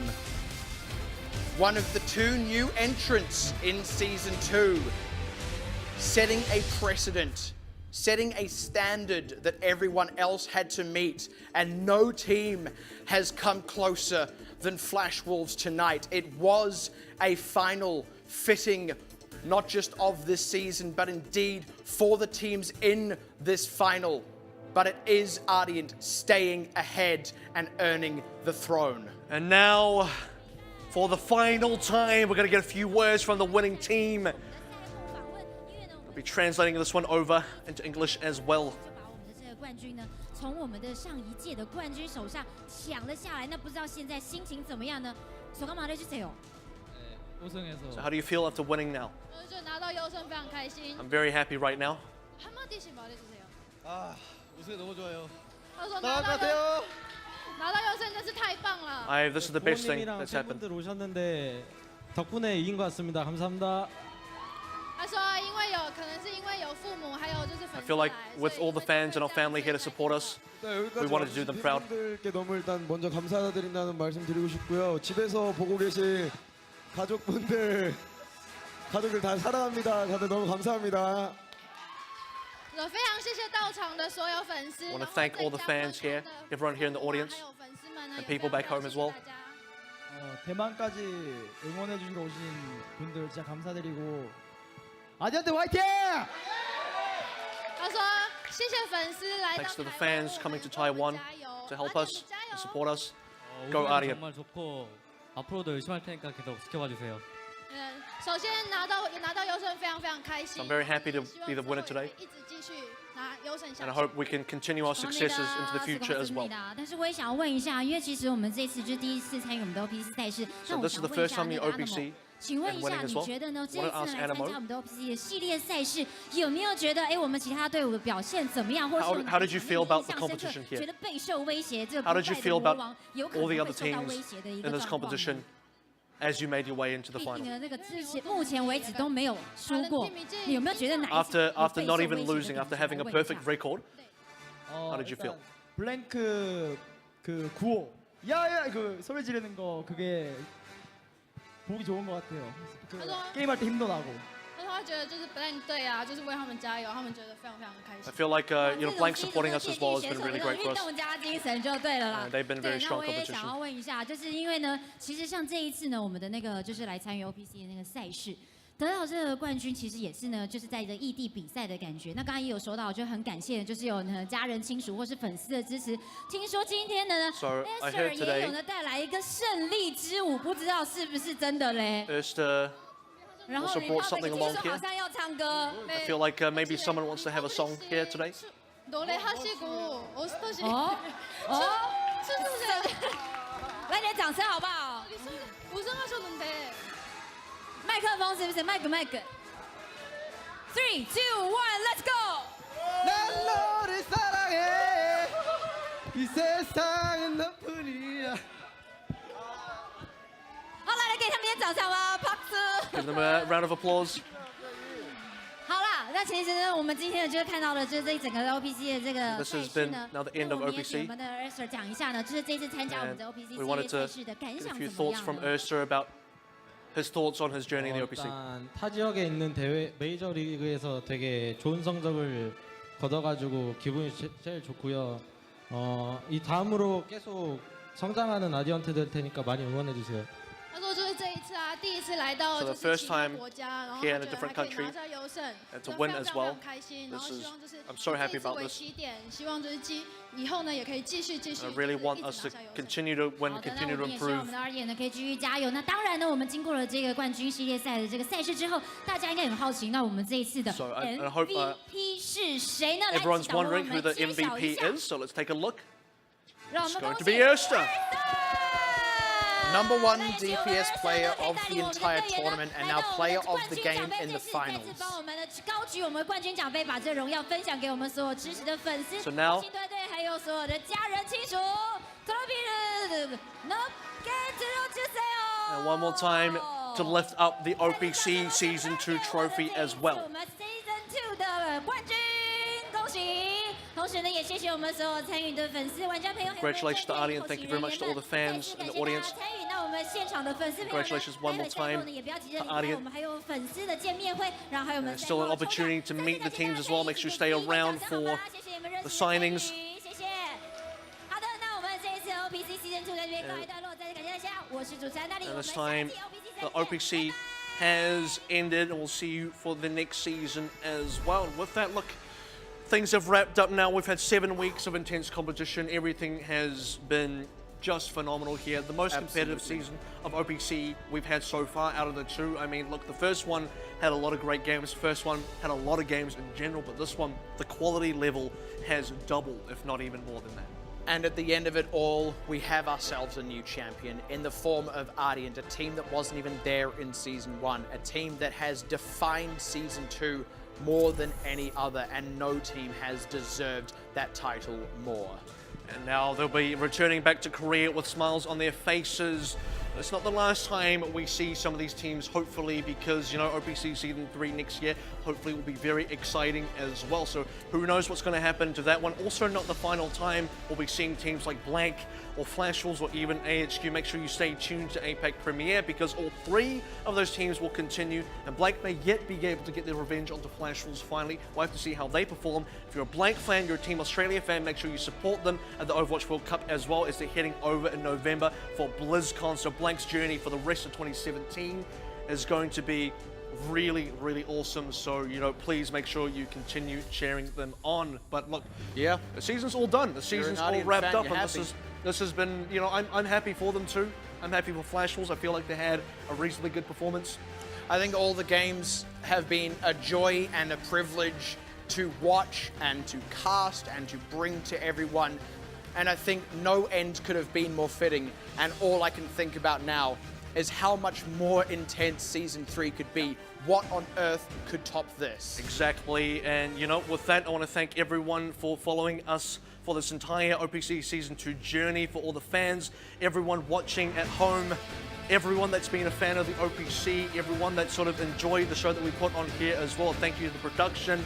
And for the final time, I've been Kevin AVRL Walker. Joined with me for the entire season of OPC Season 2 has been Matt Pixie Carroll. And this won't be the last time we'll see you, but we'll see you again some other time.